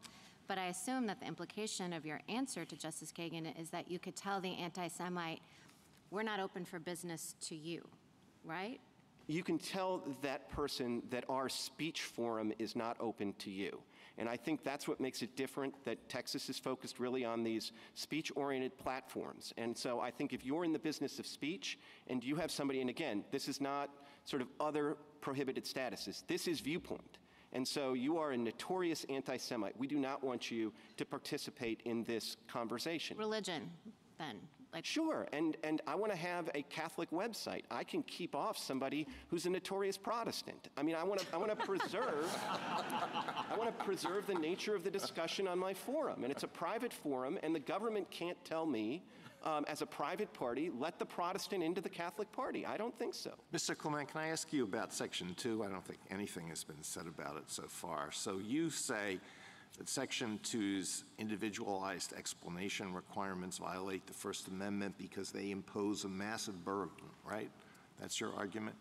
I mean, it seems to me that the European Union has imposed exactly the same, pretty much the same individualized explanation requirement on anybody who operates there that Texas has imposed, and I'm not saying that whatever the European Union says is okay is constitutional here, but just on the practical question of whether it's too much of a burden. If it's not too much of a burden for your clients to do it in Europe, how can it be too much of a burden for them to do it here?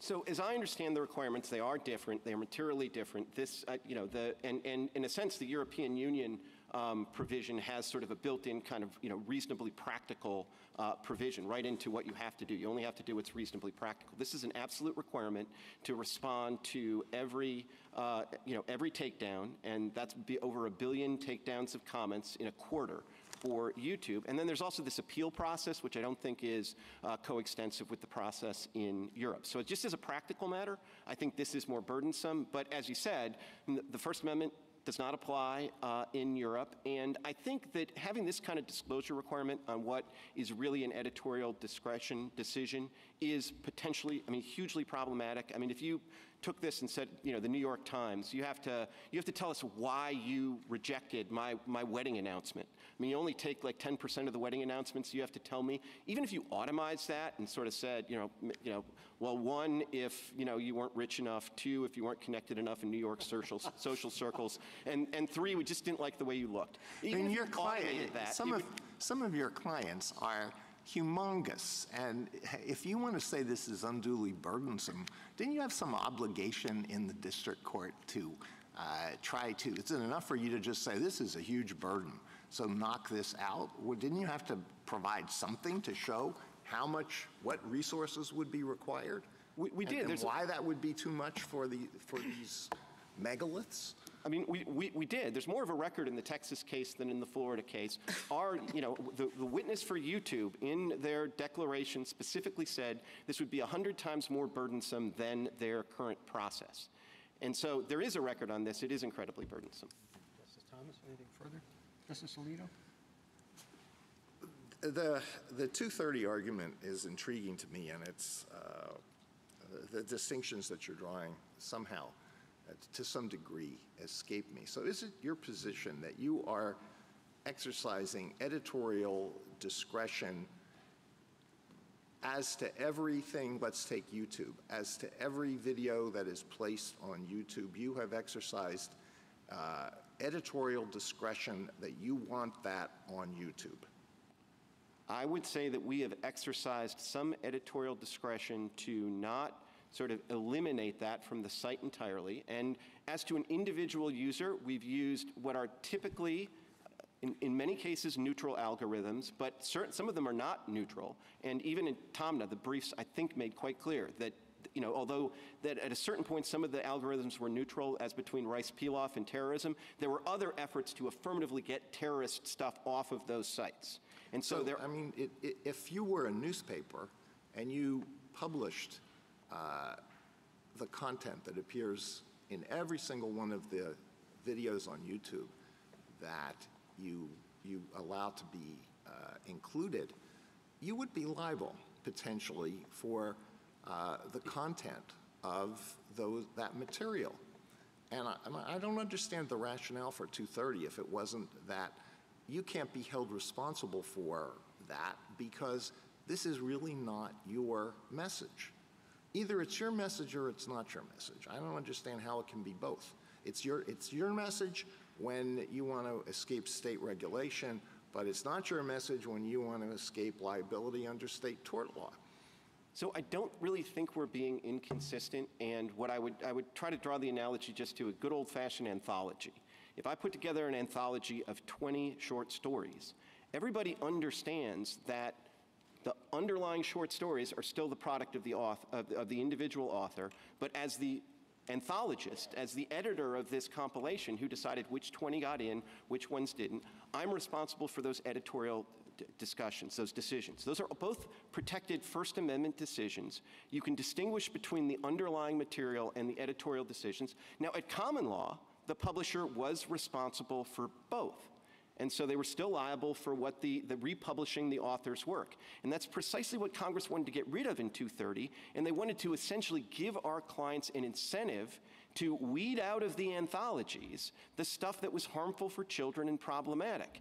And that's why I don't think it works to say, oh, well, then that's your speech, so you're liable under 230, because it's that editorial control, the weeding out the bad stuff. That was the whole point of 230, to empower that. I don't know how a publisher could be liable for,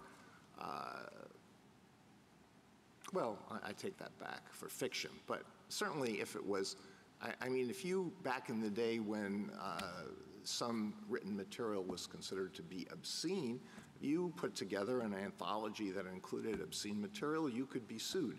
Today, if you put together an anthology of essays, nonfiction writing, and there's defamation in there, then the publisher could be sued. Even the publisher, we exercise editorial discretion. That doesn't shield you from liability. Not at common law, and that's why Congress had to come in with 230. But what Congress did is it looked at the common law and it said, oh, this is problematic. Because the only way you can avoid liability at common law is if you act as a conduit and let everything out. And once you start keeping out a little bit of porn, then you're responsible for the porn that slips through. And that's not practical on the internet, and that's why we have 230. All right, I don't want to belabor the point. Let me just say something about the analogies that both sides draw to the issues that were presented in prior cases. So you say this is just like a newspaper, basically. It's like the Miami Herald, and the states say, no, this is like Western Union, it's like a telegraph company. And I look at this and I say, it's really not like either of those. It's worlds away from both of those. It's nothing like a newspaper. A newspaper has space limitations. No matter how powerful it is, it doesn't necessarily have the same power as some of your clients. But put that aside, newspapers overtly send messages. They typically have an editorial. They may have an editorial 365 days a year or more than one. But that's not the situation with even the most prominent of your clients. So I don't know how we can decide this case by jumping to one side or the other of this case law. Well, Justice Scalia, let me offer two thoughts. One, this isn't the first time you're wrestling with the internet. You wrestled with it in Reno. You wrestled with it last term in 303 Creative. And I think the gist of those cases is this is more like the newspaper or the parade organizer than it is like a common carrier. And then as to the cases, whether you think that this is different from a newspaper, I mean, the arguments that you're pointing to say this is different are the arguments that those cases wrestled with and said didn't matter. So I know you know this, but in Tornillo, there was all this language about it being a monopolist. And that was in the context of a local political election, where if you couldn't get into the Miami Herald, like where else were you going to go? And yet this court said that didn't matter. And also in Tornillo, this court said, yeah, space constraints, there are some, but our decision doesn't turn on that. And then in Hurley, there's a lot of language in the court's opinion that says, this is not like much of a message, and they let some people show up even if they get there like the day of, and the only thing they're doing is like excluding this group. But of course, the exclusion was the message that they were sending, and it's the message the state was trying to prohibit. And that's kind of the same thing here, which is if let's say YouTube were a newspaper, how much would it weigh? Well, I mean, it would weigh an enormous amount, which is why, in order to make it useful, there's actually more editorial discretion going on in these cases than any other case that you've had before you. Because people tend to focus on the users that get knocked off entirely and end up on the cutting room floor. But both these statutes also regulate the way that these social websites, they sort of get you down to something that's actually usable to an individual user. And in fact, if you tried to treat these entities like a true common carrier, so first in, first out, just order of, you'd open up one of these websites and it would be gobbledygook. Half the stuff wouldn't even be in a language you understood. And even if you controlled for that, you'd get all this garbage you didn't want. All right, thank you. I'd like to go back to the individualized explanation requirement.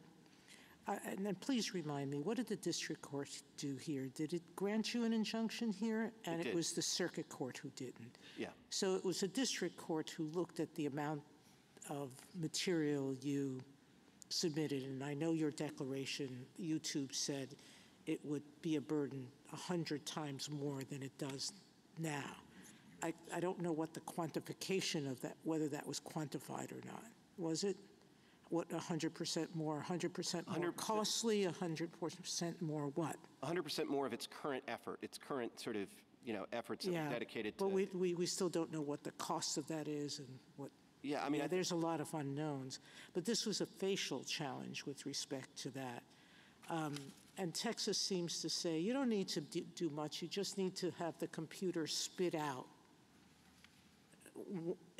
1 through 10 reasons, and if you have a few individualized ones, you could just explain those individualized. What do we do with that dispute? So first, because it is a facial challenge. It is a facial challenge. It is a preliminary injunction. We've obviously been over some of that. There wasn't just declarations. There were depositions taken. There was a record that was put together on all of this. And Texas was taking a slightly different view of what the burdens of Section 2 were there. And so I think on that, if you just look at the record that was before the district court, you should affirm the district court's preliminary injunction. What I would say, though, is I also think that even what they say on page 44 of their red brief is that you can do this in a relatively less burdensome way as long as your editorial policies are sufficiently specific and particularized. And what they're basically saying is, you could change your editorial policies a little bit to make it easier to comply with this disclosure obligation. And that seems that begs the question, right? Yeah, exactly. Because they're affecting. Okay. Mrs. Kagan? I just have a quick question. So part of the dynamic that I think is going on in these cases is the fact that this regulation is enacted by the sort of democratically elected representatives of a state. And I suppose that if the state's regulation of these platforms gets too burdensome, then presumably the platforms can say, forget it, we're not going to operate in your state, and then the citizens of the state would have the chance to determine if that's what they really wanted. That's sort of how I'm looking at this at a meta level. So what caught my attention was your response to the Chief Justice when you suggested that your client couldn't withdraw from the state of Texas because you read the provision related to censorship and geography as ensuring that you don't do so. I had not read that provision in that way. So can you say more about why that's your interpretation? Sure. I think that's the obvious interpretation of that provision, particularly when it talks about, this isn't like, don't discriminate against Texans or Texans wherever they are. The fact that it's particularly preventing us from discriminating on somebody with a geographic location in Texas is basically telling us that we can't try to geo-fence our service and try to essentially, explain to the people, sometimes like if you get your cable service has a dispute with the provider and you can't get your football game and they tell you if you're hacked off about this, call this number and complain. We can't do that in response to this law. And I think the legislators in Texas were able to tell their constituents, don't worry, if you like your website, you can keep it.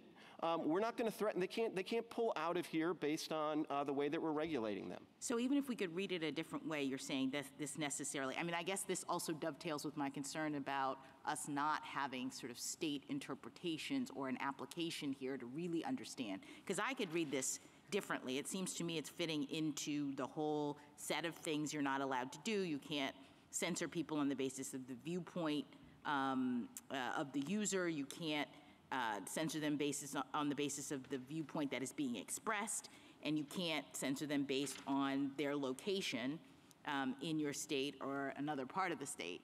And so I guess I don't necessarily see that in the same way. You can't just automatically do that, I guess. I don't know. It seems to me quite clear that it's designed essentially as a poison pill, or somebody described it as the Hotel California provision, that you can't leave Texas even if you want to try to do that as a way of showing that this is an impermissible way of regulating our expressive activities. And so I do think that is the right reading. I do think the fact that it's geographical location in Texas is kind of a clue to that. So this is not something where, if you're a Texas fan, you're protected no matter where you go in America. This really is designed to sort of say that you can't do the kind of geo-fencing that you might otherwise do to comply with an idiosyncratic state law. I should mention, just for the sake of completeness, that in the lower courts, not part of the preliminary injunction, there are dormant Commerce Clause challenges to these provisions and the way that this is just kind of one state trying to regulate everybody, and so that's part of the case that will be there. But it's not here yet. But it's not here. All that's here is a preliminary injunction that runs to my clients. So, this statute has a smaller universe of people, but if there's somebody else out there who, isn't one of my clients, who isn't covered by this preliminary injunction, the statute could take effect as to those people, and the same is true in Florida. Thank you. Thank you, counsel.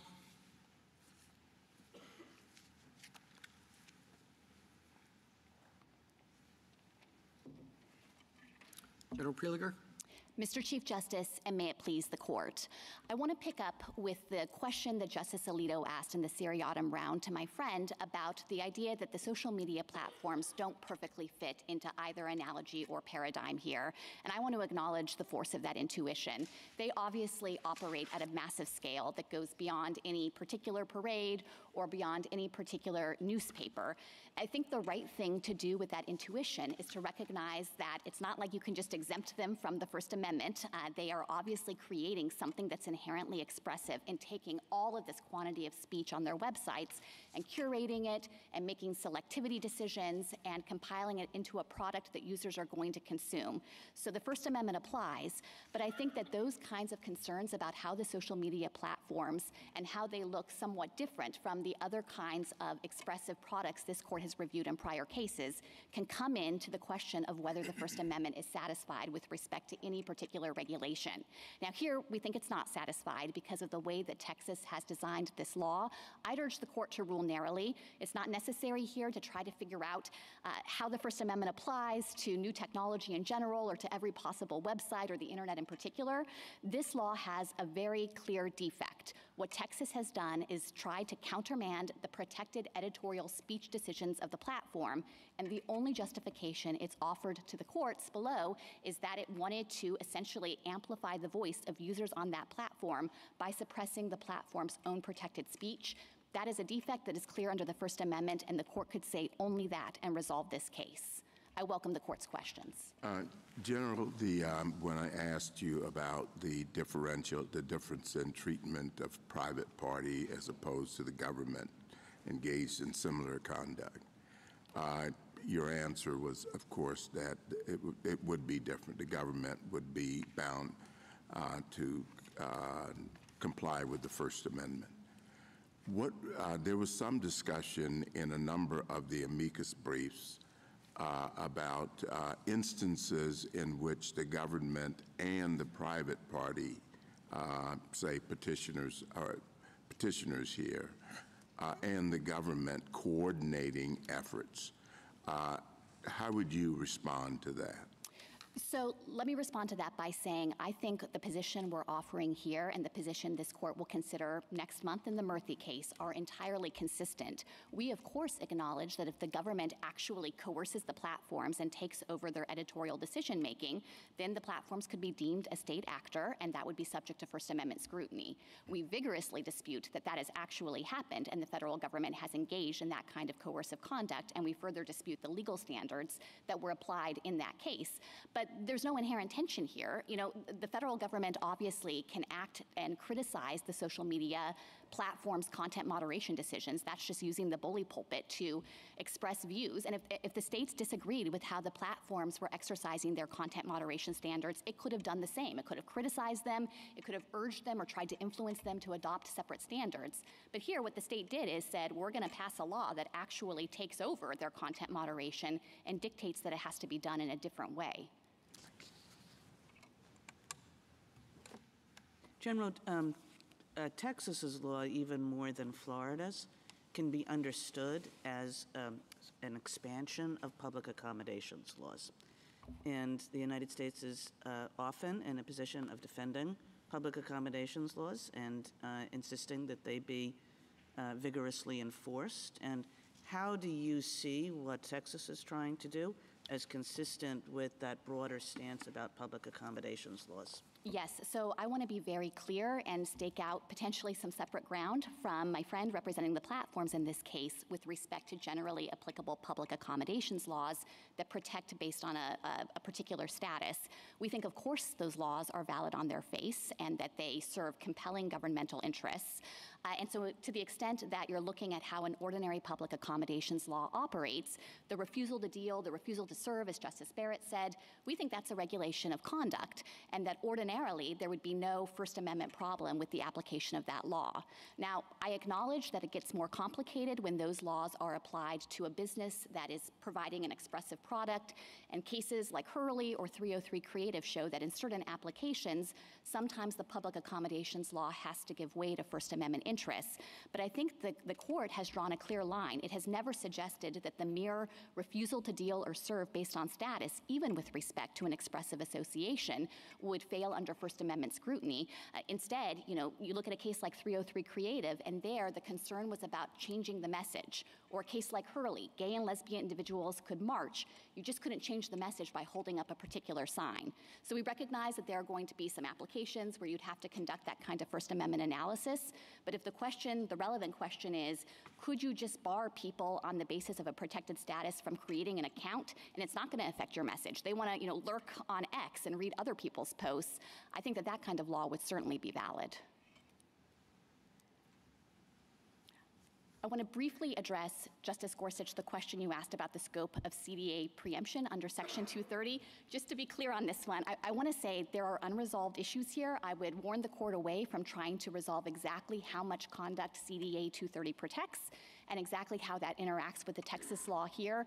The only point I would make is that there are questions about what it means to act in good faith, questions about what it means for the platform to take down content that is otherwise objectionable, but however those interpretive disputes might shake out in a particular case, surely Texas here isn't saying that its entire law is preempted and it has no effect whatsoever, and CDA 230 fully takes care of the problem.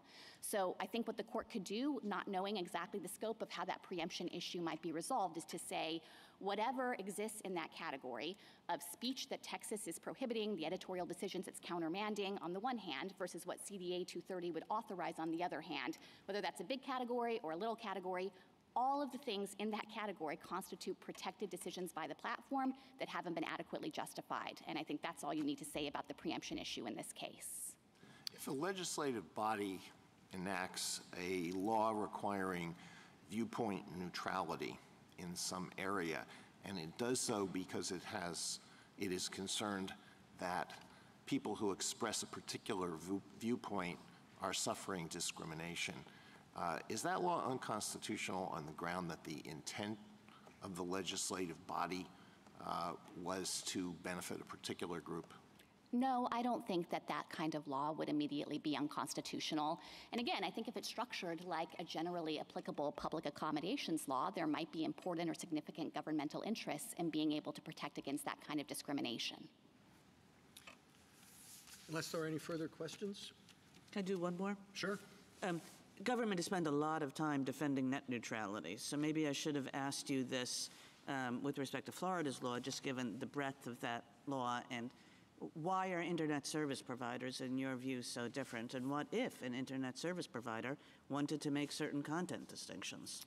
Internet service providers are fundamentally different because they are engaged in transmitting data in order to make websites accessible, and that is not inherently expressive. They're certainly providing the infrastructure, the cable, the fiber optics, and the service to make sure that you can log in on your home computer and access the internet writ large. But along the way, they're not compiling that speech into any kind of expressive compilation of their own. So we would put them in the same category as telephone and telegraph companies or UPS, where you could say, sure, they're literally facilitating the transmission of speech, but they're not creating an expressive product that could implicate the First Amendment principles at stake. Now, then you might ask, okay, well, what if they want to start discriminating with respect to the service they're providing for particular types of websites? The kind of quintessential example of this is an internet service provider that decides to slow down service to a streaming site, let's say Netflix, because it wants to direct internet traffic to some other website of its own choosing, maybe its own streaming service. We think net neutrality could come in there and say you're not allowed to discriminate based on content in that way. But that's because, again, there would be no expressive speech or compilation that you could attribute to the internet service provider itself. People don't sign up with Comcast or Verizon to give them some kind of limited, curated access to the internet. They're engaging in service with those companies because they need someone physically to transmit the data so they can get access to the whole internet. Can I ask one? I don't have to buy anything you just said to rule for your position in this case, or anything you just said on net neutrality, right? You do not have to agree with me, Justice Kavanaugh. I hope someday, if it comes to it, to persuade you. I'm not saying, but I just want to make sure that's walled off. Nothing about the court's decision in this case would at all affect the net neutrality issue. You know, we think that here the platforms are engaging in expressive activity. That's protected by the First Amendment, and you can leave for another day all of the kind of conduit questions that come up in the net neutrality context. Thank you. Thank you, counsel. Mr. Nielsen? Thank you. It's been a long day. Mr. Chief Justice, and may it please the court, this is not the first time that new technology has been used to stifle speech. Telegraphs also discriminated based on viewpoint, prompting a national scandal. Yet under the platform's theory, Western Union was just making editorial choices not to transmit pro-union views. Today, millions of Americans don't visit friends or family or even go to work online, in person. Everybody is online, the modern public square. Yet if platforms that passively host the speech of billions of people are themselves the speakers and can discriminate, there will be no public square to speak of. We know this because Twitter has admitted that their theory of the First Amendment would allow them to discriminate not just based on what is said on the platform, but, quote, on the basis of religion or gender or physical disability. That's not the First Amendment. That's Lochner 2.0. And as more than 40 states warned the court, the implications are gravely serious. For example, as New York explains, if these algorithms are constitutionally protected, platforms may be able to continue selling advertisers the ability to discriminate based on race. Or, as Professor Lawrence Lessig, Zephyr Teachout, and Tim Wu, who do not typically file briefs in support of Texas, caution not just states, but Congress may be powerless to address the social media crisis devastating the lives of kids. HB 20 is a modest effort to regulate such power in the context of viewpoint discrimination. Platforms can say anything they want under HB 20 about anything. There's no limit. They can say anything they want. Users can block anything they don't want. There's no limit on that. All that's left is voluntary communications between people who want to speak and people who want to listen. This law is thus nowhere near the heartland of the First Amendment. Instead, this is democracy and federalism, not a facial pre-enforcement injunction. I welcome the court's questions. If this was so clearly within a common law tradition, as you suggest, why hasn't Congress seen fit to act as Texas has? And it appears that Mr. Clement suggests that actually Congress has acted in the opposite direction. Would you comment on that? Yeah, I don't see how, with all respect to my friend, how their reading of 230 is at all consistent with what Congress said. They have all sorts of kind of policy arguments about how 230 ought to work, but if you actually just read the words of the statute, it doesn't work. So his suggestion that Congress somehow has kicked out Texas or said that that's not how we want us to be, I don't think is consistent with the text of the statute. I didn't hear a lot of textual argument coming from Mr. Clement there. So that'd be my first line answer. My second line answer is I have no idea why Congress does or does not do, but I do know that Texas has the ability to protect Texans, and that's what Texas has done here. Counsel, you began by saying, you know, the platforms, they want to keep out this person and that person on the basis of race or sex, and then you said that's not the First Amendment. Well, the First Amendment doesn't apply to them. The First Amendment restricts what the government can do. And what the government's doing here is saying you must do this, you must carry these people, you've got to explain if you don't. That's not the First Amendment. Well, respectfully, Your Honor, the First Amendment is big, and it applies in a lot of different ways. So it's true for us, like we're saying, because this isn't speech, it's conduct, we can require viewpoint neutrality. But in other cases, the same companies are saying when New York or some other state says, hey, you can't have algorithms that try to hook kids, they say, well, we have a First Amendment right to do that. It's the same First Amendment that says, I mean, if it's all First Amendment, then I guess it's going to be hard for Texas to say you have to be viewpoint neutral, but it's also going to be hard for California and Illinois or anybody else to say you can't have an algorithm that hooks kids, because it's all the same. Yeah, I'm sure it's the same for all the other states. The question is, they don't have the obligation to act in the same way that you as the state has the obligation to do. They can discriminate against particular groups that they don't like, whether it's a group that encourages kids to take the Tide Pod contest or something else, and you have different obligations. I guess a couple ways I could respond to that, Your Honor. The easiest one I'm going to talk about is, if I may, common carriage. My reaction coming to this case was the same as yours. My reaction was, well, wait a minute. It's their own platform. You can't censor, like they're private. But that's the exact same scenario that came up with the Telegraph. The idea that Telegraph was dumb pipes is not true.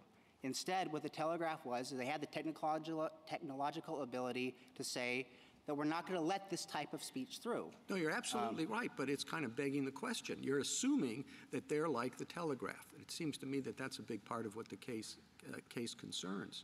And I'm just not sure that, I mean, the Telegraph had particular compelling type of monopoly. I mean, if you didn't want to use the telegraph that was there, you usually didn't have an alternative choice, whether you're talking about railroads or other types of common carriers. I'm not sure the same thing applies with respect to social platforms. So I give you my theory for why common carriage is important here. as I look at the cases, and I agree, they're really hard to figure out where conduct starts and speech ends and all of that. And you look at all of the various cases this court has said, some commentators say they can't be reconciled. I'm not sure about that. But I think it's a helpful way to think about it is we know that there is a line between speech and conduct. And we know that common carriage has always been on the non-speech side of the line, the conduct side of the line. So if this falls within the common law tradition of what is common carriage, nobody has ever thought that falls on the speech side of the line. So we can't make them, say something otherwise that they didn't want to say. The whole point of it is that's a signal to the court. That's a way that the court can figure out which side of the line are we on. Well, it seems that it turns on whether you're saying who do you want to leave the judgment about who can speak or who can't speak on these platforms, and do you want to leave it with the government, with the state, or do you want to leave it with the platforms, the different various platforms? Well, the First Amendment has a thumb on the scale when that question is asked. It does, and that's why it's important, I said, to go back to look at the history on this, because at some point the First Amendment has to end, or everything is covered by the First Amendment. This court has said that the way that we tell the difference is whether it's inherently expressive. And the court has said what they mean by inherently expressive. They talked about in Miami Herald, you're not a passive conduit. We talked about in Hurley whether you're intimately connected. Well, this court last year had a case in Tamna where they talked about what these platforms do, and they say that they are passively connected to the speech on their platforms, and that they're agnostic about the content. It's just one big algorithm that's matching things together. And I think that's important. But I also want to stress, if I may, again, this is a facial posture, and if you look at the breadth of our statute, there's the talk about whether you have to host somebody's speech. There's also about you just want to read Facebook. That is one of the provisions of our statute. You go online in the morning and you want to see what's going on in the world. According to their theory, they can stop you from doing that, too.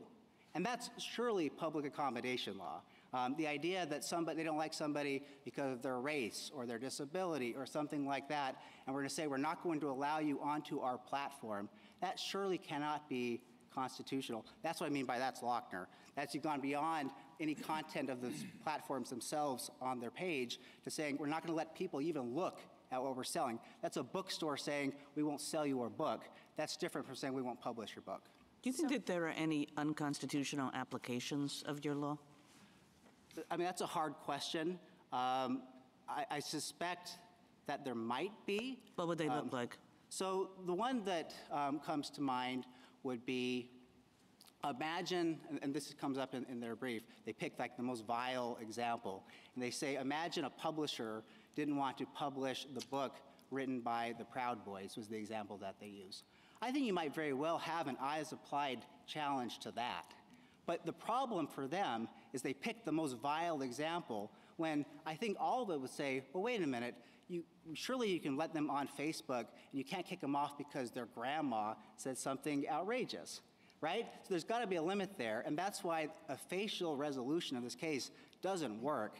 And if it is, and how do you separate the one from the other? Where's the line? That's hard, right? I would say this court struggled with that in 303 Creative. Because it's really hard to know when something becomes inherently expressive. And the court's cases like Dale about when does something that happen, all of those are hard cases, but in all of them, this court has had facts. They've actually looked at the facts of the case and tried to figure out, as applied, whether that makes sense here. In this situation, there's a million applications of this law that are perfectly fine. And they pick some of the most vile possible hypotheticals, ignoring, by the way, the provision of Texas law, which they never address, which says under Texas law, if you don't want to hear content, they're allowed to make sure you never hear that content. So all you have left, I mean, again, they never mention at all, that's like focus point of our brief, they never respond to it. But that means all that's left is, I don't want to hear this type of speech. I just want to hear this type of speech. And it's just voluntary communication. That's a telephone.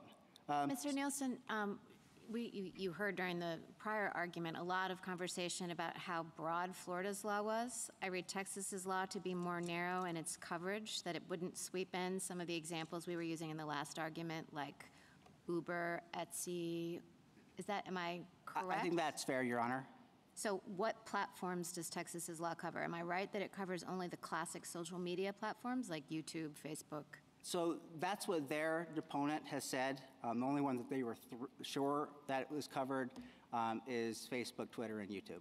But that's their deponent. Presumably Texas is the one who can if it was in the Texas courts, I mean, it's not them. They're not the ones that get to decide authoritatively what the scope of the law is. Well, correct. I mean, we would have to prove it at trial that they're What's subject Texas's to it. position about the scope of the law? Well, the law says that it applies to any platform with more than 50 million active users per month. So I'm not sure where some of the other platforms fall on that. The ones, like I said, that we know are the three biggest ones fall. So you're making that judgment based on size. So it's nothing about the definition. I mean, in the last argument, we were pointing out that the Florida law in defining what a platform does and how it works would encompass Uber, for example.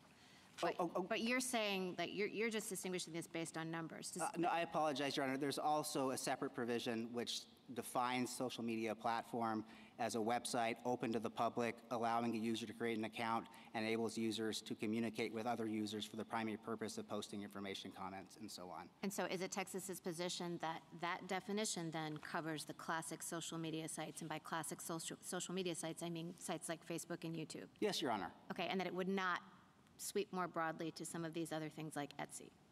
I don't think so, Your Honor. But it's The important. district court thought it covered WhatsApp. Do you think that it doesn't? I don't know. I mean, I don't know the answer. That's the best I can give you. I don't know. We don't have discovery into that. We had the deponent. Their own witness said these are the three that we are sure are covered. It might very well be. That's another reason why it's hard to do this on a facial basis, because it might very well be WhatsApp, which sure looks like a telephone to me, would be covered by. But what about, I mean, it's within the big three, there are some email-looking functions, aren't there? I mean, I appreciate that it's hard to do this because we don't have a record, but I understood that Facebook, for example, which you say would be covered, has a messenger function. Yes, Your Honor. Which looks like email. So wouldn't we have to do this at the level of the functionality of these various platforms rather than at the kind of entity level? Yes, Your Honor, you would. And it's not just that. You'd also have to go through the different types of verbs included in our statute for censoring, including the one that they keep ignoring, which is the ability to receive the expression of somebody else. That's when I say you look at the text of the statute. Their theory would mean that even if you just want to lurk and just listen and see what other people are saying, they can kick you off for any reason at all. So if you have somebody who had never posted anything, or their speech is identical to the speech of somebody else, their theory is, well, we can kick you off.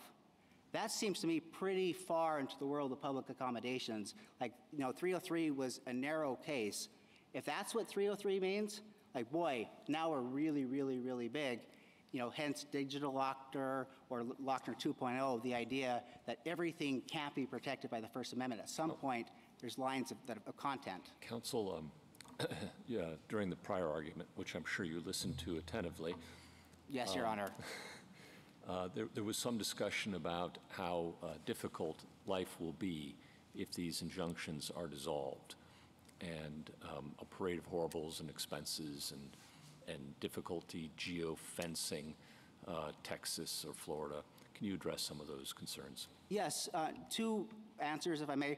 First, there is some suggestion that the prohibition on discrimination against Texas or a part of Texas is somehow a trap to keep companies in. That's not true.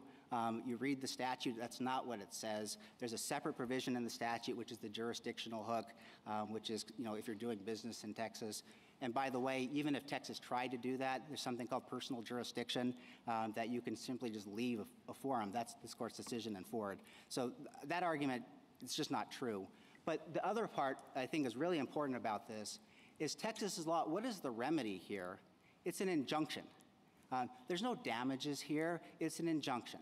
And in fact, we know that it's not going to flood the courts because the injunction against the Attorney General is limited to the Attorney General. There's private enforcement of Section 7, and we have a handful of cases because you don't get damages. So it's hard unless you have a really darn good case to be able to go to court if nobody's going to get damages for prevailing, which I think matters a lot in terms of like what are the real world consequences here. They're going to have some lawsuits by the Attorney General for injunctions. And if we can't prove it, if we can't prove viewpoint discrimination, they will prevail. Did you say they could stop doing business in Texas under this law? Yes, Your Honor, of course. I mean, it's true under the law, but it's also just true as a matter of personal jurisdiction. Anybody can get out of any jurisdiction. I just meant under the law. Correct, yes, under the law, yes, Your Honor. How does that work if you're talking about Facebook? I mean, if somebody or emailed and all that, if they send something into Texas, are they doing business in Texas? No, Your Honor, though that would be a fun personal jurisdiction case. The answer, as I understand it, is you have to purposely avail yourself of the forum. So merely because somebody can look at your website, if you're not having some purposeful direction towards the forum, that's generally not sufficient. No, it's a worldwide sort of thing, and people are going to be sending stuff left and right, and you know that as the company. I'm not sure. I don't see how they can wall off Texas from the activities of the social media platform. Well, I mean, two answers. One, they can. They have the technological ability. It's called geofencing, which they can carve off. I mean, if they wanted to, they could probably carve off this building itself. They have the ability all the way down to that granular level. But again, more than that, it isn't just it shows up there. If you want to have an account with Facebook or Twitter or any of the others, like there's a contractual relationship between the two. So they have customers that are in these places. And people say, well, they don't have any customers because they're not charging any money. Well, we know that if they're not charging any money, like you're the product. So they're taking your data and they're selling it to the advertisers, which is why it's so important that we recognize that if this algorithm is protected by the Constitution, then they can take that data and sell it to people and have highly targeted ads based on socioeconomic characteristics. The New York brief explains that on page 12, which I think is important and shouldn't get lost in this. They pick, again, the most vile examples, which are the fanciful things that we don't usually do in a facial posture, and they try to say, well, that means the whole law should fail. There's a whole lot of perfectly fine applications that the court needs to remember and not lose sight of. What about terrorist speech? How's that handled?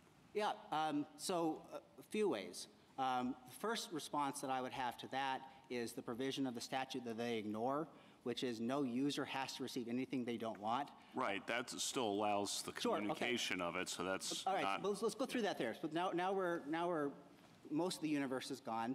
But the next level of this, under Texas law, if it's illegal, they don't have to do that either. So I'm assuming that a lot of the terrorism is going to be, like we're inciting you to come join Hamas or something like that. No. Just the pro-Al-Qaeda kind of messages that were common. Okay. Pre-9/11, post-9/11, not necessarily incitement, but advocating. Okay, sure. All right, Yeah. So we put aside the first two levels here. Third, they're allowed under the statute to pick any categories they want. So if they want to keep that category for which the speech falls in, that's their choice. If they want to cut that category out, they're free to do so. They just can't do so on a viewpoint basis. And at the end of the day... So when that last clause, they can't do it on a viewpoint basis, how does that work with terrorist speech? Sure. So it's hard to say with terrorist speech because you'd have to pick the category, but assume that it is, Al-Qaeda. You can't very well say you can have the, anti-Al-Qaeda but not the pro-Al-Qaeda. If you just want to say no one's talking about Al-Qaeda here, they can turn that off. And at the last point, this is at the very end of the game. So you've gone through all of those things. All you have left are voluntary people wanting to talk to each other. And I mean, people say horrible things on the telephone. And I don't think we've ever thought, well, you know what, we're going to turn that off because we don't want the telephones providers to be able to have that sort of right to censor. If I may, with some hesitance, I want to talk about Orwell a little bit. And I say that with some hesitance. But my reaction coming to this case was very similar to yours. I looked at this and I'm like, wait a minute, these are companies, they have their own rights. We don't generally think of censorship as something from private people, that's the government. Here's how I came around on this. Maybe it'll persuade you, maybe it won't. I came around on this to say this is something further up the food chain than that ordinary level of political discourse. This is just the type of infrastructure necessary to have any kind of discourse at all. That's why I keep going back to the Telegraph. This isn't, the level of discourse where they're making the content decisions that we make our decisions based on. This is the infrastructure that we need to have any sort of discourse at all.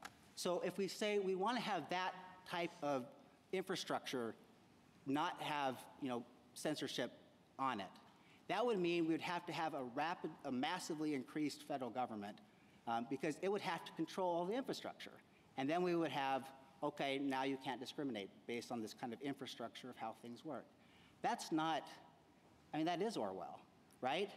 So for me, the answer is for these kind of things like telephones or telegraphs or voluntary communications on the next big telephone telegraph machine, those kind of private communications have to be able to exist somewhere.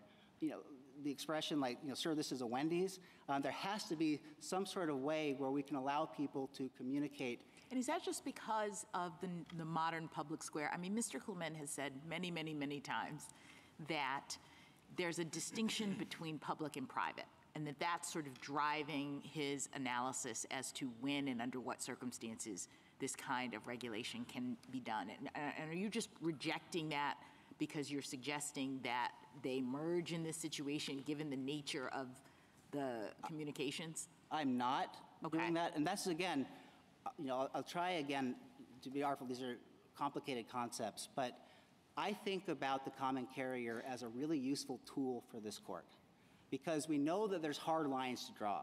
It's really hard to tell the difference between FAIR and Miami Herald in the application, especially when you kind of get down to the granular level. It's really kind of hard to tell. I think it would be helpful if the court had a compass that could kind of give it some direction of where to draw those lines. And common law, common carriage is that compass. But are you suggesting that a common carrier, as the SG pointed out, could never have First Amendment protected activity? That's why I keep going back to, doesn't this have to be not at the level of entity, but at the level of sort of what exactly are they doing in a particular circumstance? Because you just seem to say, well, these are common carriers, so everything they do is conduct, and therefore we can regulate it. And I don't know that that's the way we've ever thought about this. Well, it is how the court thought about it with telegraphs, which I think is a useful way of thinking about it. My friend in the government says, well, they're just transmitting speech. But that's totally question-begging because they have the technological ability not just to do that. The reason that cell phones don't screen your calls or telegraphs didn't Well, Mr. Nielsen, I'm sorry to interrupt, but I think you'd agree with Justice Jackson, though, that there might be some speech that these carriers, even as a common carrier, would be their own. 100%, yes, Your Honor. And you do have to take that function by function. Yes, and that's the other part of this law, which I think is so important, is to recognize, is we don't say one word about what they can say. So I would kind of disaggregate the functions of what's going on here. They have the one function, which is they are creating a message. We do nothing about that. They can say whatever they want about specific posts or anything, and that's fine. But there's a separate thing that they do, which is facilitate conversations between two people, which is like a phone. I understand that. Now, one of the things that we've sometimes looked at in the past, this court, in the common carrier world, is market power. Yes, Your Honor. And how do you analyze that here? On the one hand, there are network effects that one would take account of in any analysis of market power, and that might help you. On the other hand, this is a bit unlike a telegraph in the sense that there might only be one right-of-way to run the wires. There might be serious practical barriers for more than one set of wires. Here, one can start a new platform, at least in theory, anytime. Yep. So I guess fewer barriers to entry, but market effects. Sure. So the first answer is if we are not talking about speech, if we're just in the world of conduct, then we're not talking about market power at all. And we know that because cell phones are intensely competitive markets, and yet they're still all common carriers. But let's move that aside. Now we're saying there's some sort of reason to focus on market power. It's true. This is not like the market power of there's just one bridge. But as an economic matter, there's really no difference. And I know this, here's a simple kind of a way to look at it. Twitter has its platform. There's a lot of competitors for Twitter, would-be competitors, including Threads from Meta, which is backed by like one of the largest companies in the world. They invested massive amounts of money to try to break up the Twitter monopoly, and they failed miserably. So what do we do about, I mean, there's some legislative findings here about market power. What deference do we owe those, if any? I would think considerable deference, Your Honor. This is a sovereign state. We don't usually treat states like the FTC, where we subject it to, arbitrary and capricious hard look review. The state is entitled to make determinations as a matter of law as to how things are. And obviously, at some point, it might be so far afield, but I sure hope that the states get, some deference on such important questions from this court. Mr. Nielsen, can I just, sorry, go ahead, Chief. This may be the same question that Justice Gorsuch was asking, but does the nature of the economy at issue matter to us? I mean, the social media platforms, the internet, all of that stuff, an incredibly dynamic market. The government, maybe not so much, and yet it's sort of a inflection point to say that the government has the authority by categorizing the members, the participants in this dynamic market as common carriers to take over extensive regulation of them, not with respect to communication, but all sorts of things. I mean, when you're talking about railroads or telegraphs, it's not just moving transportation, it's what the railroads look like, what the safety things they have to have, a whole range of things that, in the Wild West economy surrounding the social media platforms and the internet may be totally inapt. Now, I don't know if it comes at a time when you need to make that transition or not, but that is a very big step when it comes to the extent of government regulation. I certainly think that's fair. My response is going to be, this is a facial pre-enforcement injunction. We should at least be able to make our showing on the facts. We're quite confident that we'll be able to show not just market power, but durable, extensive market power here. I actually don't think it would be even all that difficult to make that showing. So to the extent that market power is a requirement, I think that they haven't shown that they're likely to prevail on the merits as to that. Which is another reason why a facial injunction is just simply inappropriate. Bring in an as-applied case, and we're happy to litigate that. It's really hard when it's facially, they can pick a few examples and then say the whole thing fails. Mr. Nielsen, what besides market power? I want to give you a chance to elaborate on your definition of common carrier. I mean, you've said conduct, market power. What else? Sure. So the main requirement of common carrier, this is where common carriage and public accommodation are, if not cousins, maybe twins, is it has to be open to the public, which means that it's not a private associational group or something like that. You hold yourself out open to the public with non-differentiated contracts. This is a contract with everybody. So that's the very first one. The second is it has to be the type of industry that has traditionally been regulated as such. So for public accommodation, that's your inns and your restaurants. For common carriage, that's where you're talking about things like bridges and telecommunications. But then you get into the problem of having to draw the analogy, right? I mean, the chief just called the internet kind of like the Wild West of the internet, and the internet looks a lot different. Even each of these platforms has different functionalities within it. So, when you extend when you call, you've got grist mills and then railroads and cable companies. Each time you encounter something new that might qualify as a common carrier, you have to make a decision. Does it fit the bill or not? Sure. So I guess I can keep going further. That's why some courts have said, well, maybe there's additional requirements that we put on common carriage. One is market power, which is not everybody says it. I don't know how that works with cell phones, but they've said, well, you need market power. And the other was it has to be somewhat invested with a public interest. And here, under that, we know that if it's state action to block somebody from your Twitter account, how can that not be infected with a public interest? Thank you. Justice Thomas? Justice Alito?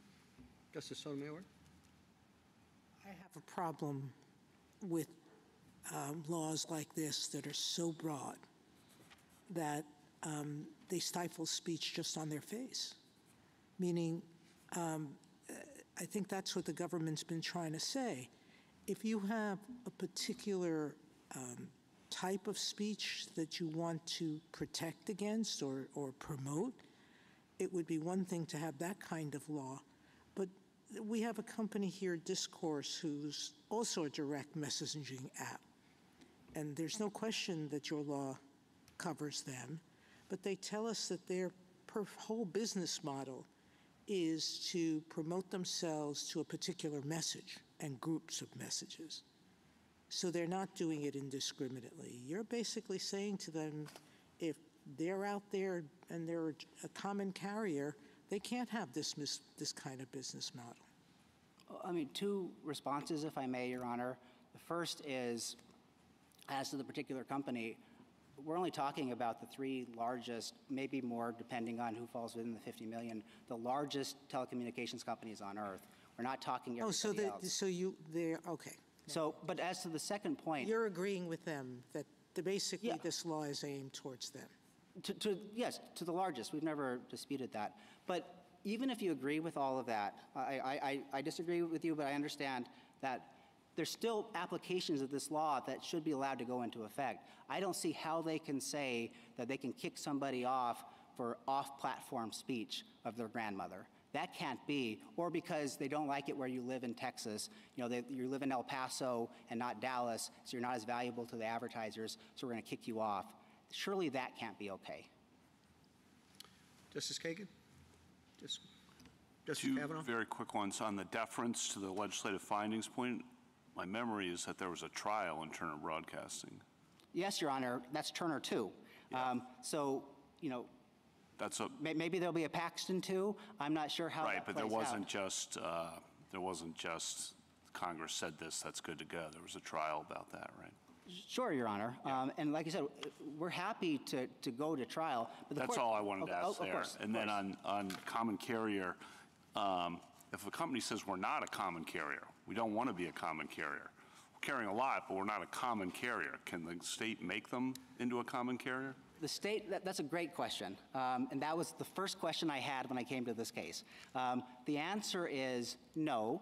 If you are not a common carrier, you can't suddenly become a common carrier. That's why I think it's important to think of it as a compass to kind of tell you where the line is. But I would urge the court, if you're interested, again, we've heard, read Professor Volok's article. One thing that really struck me as strange was, well, wait a minute, they have terms of service, so how can they be a common carrier? Because if you have terms of service saying you can't do this.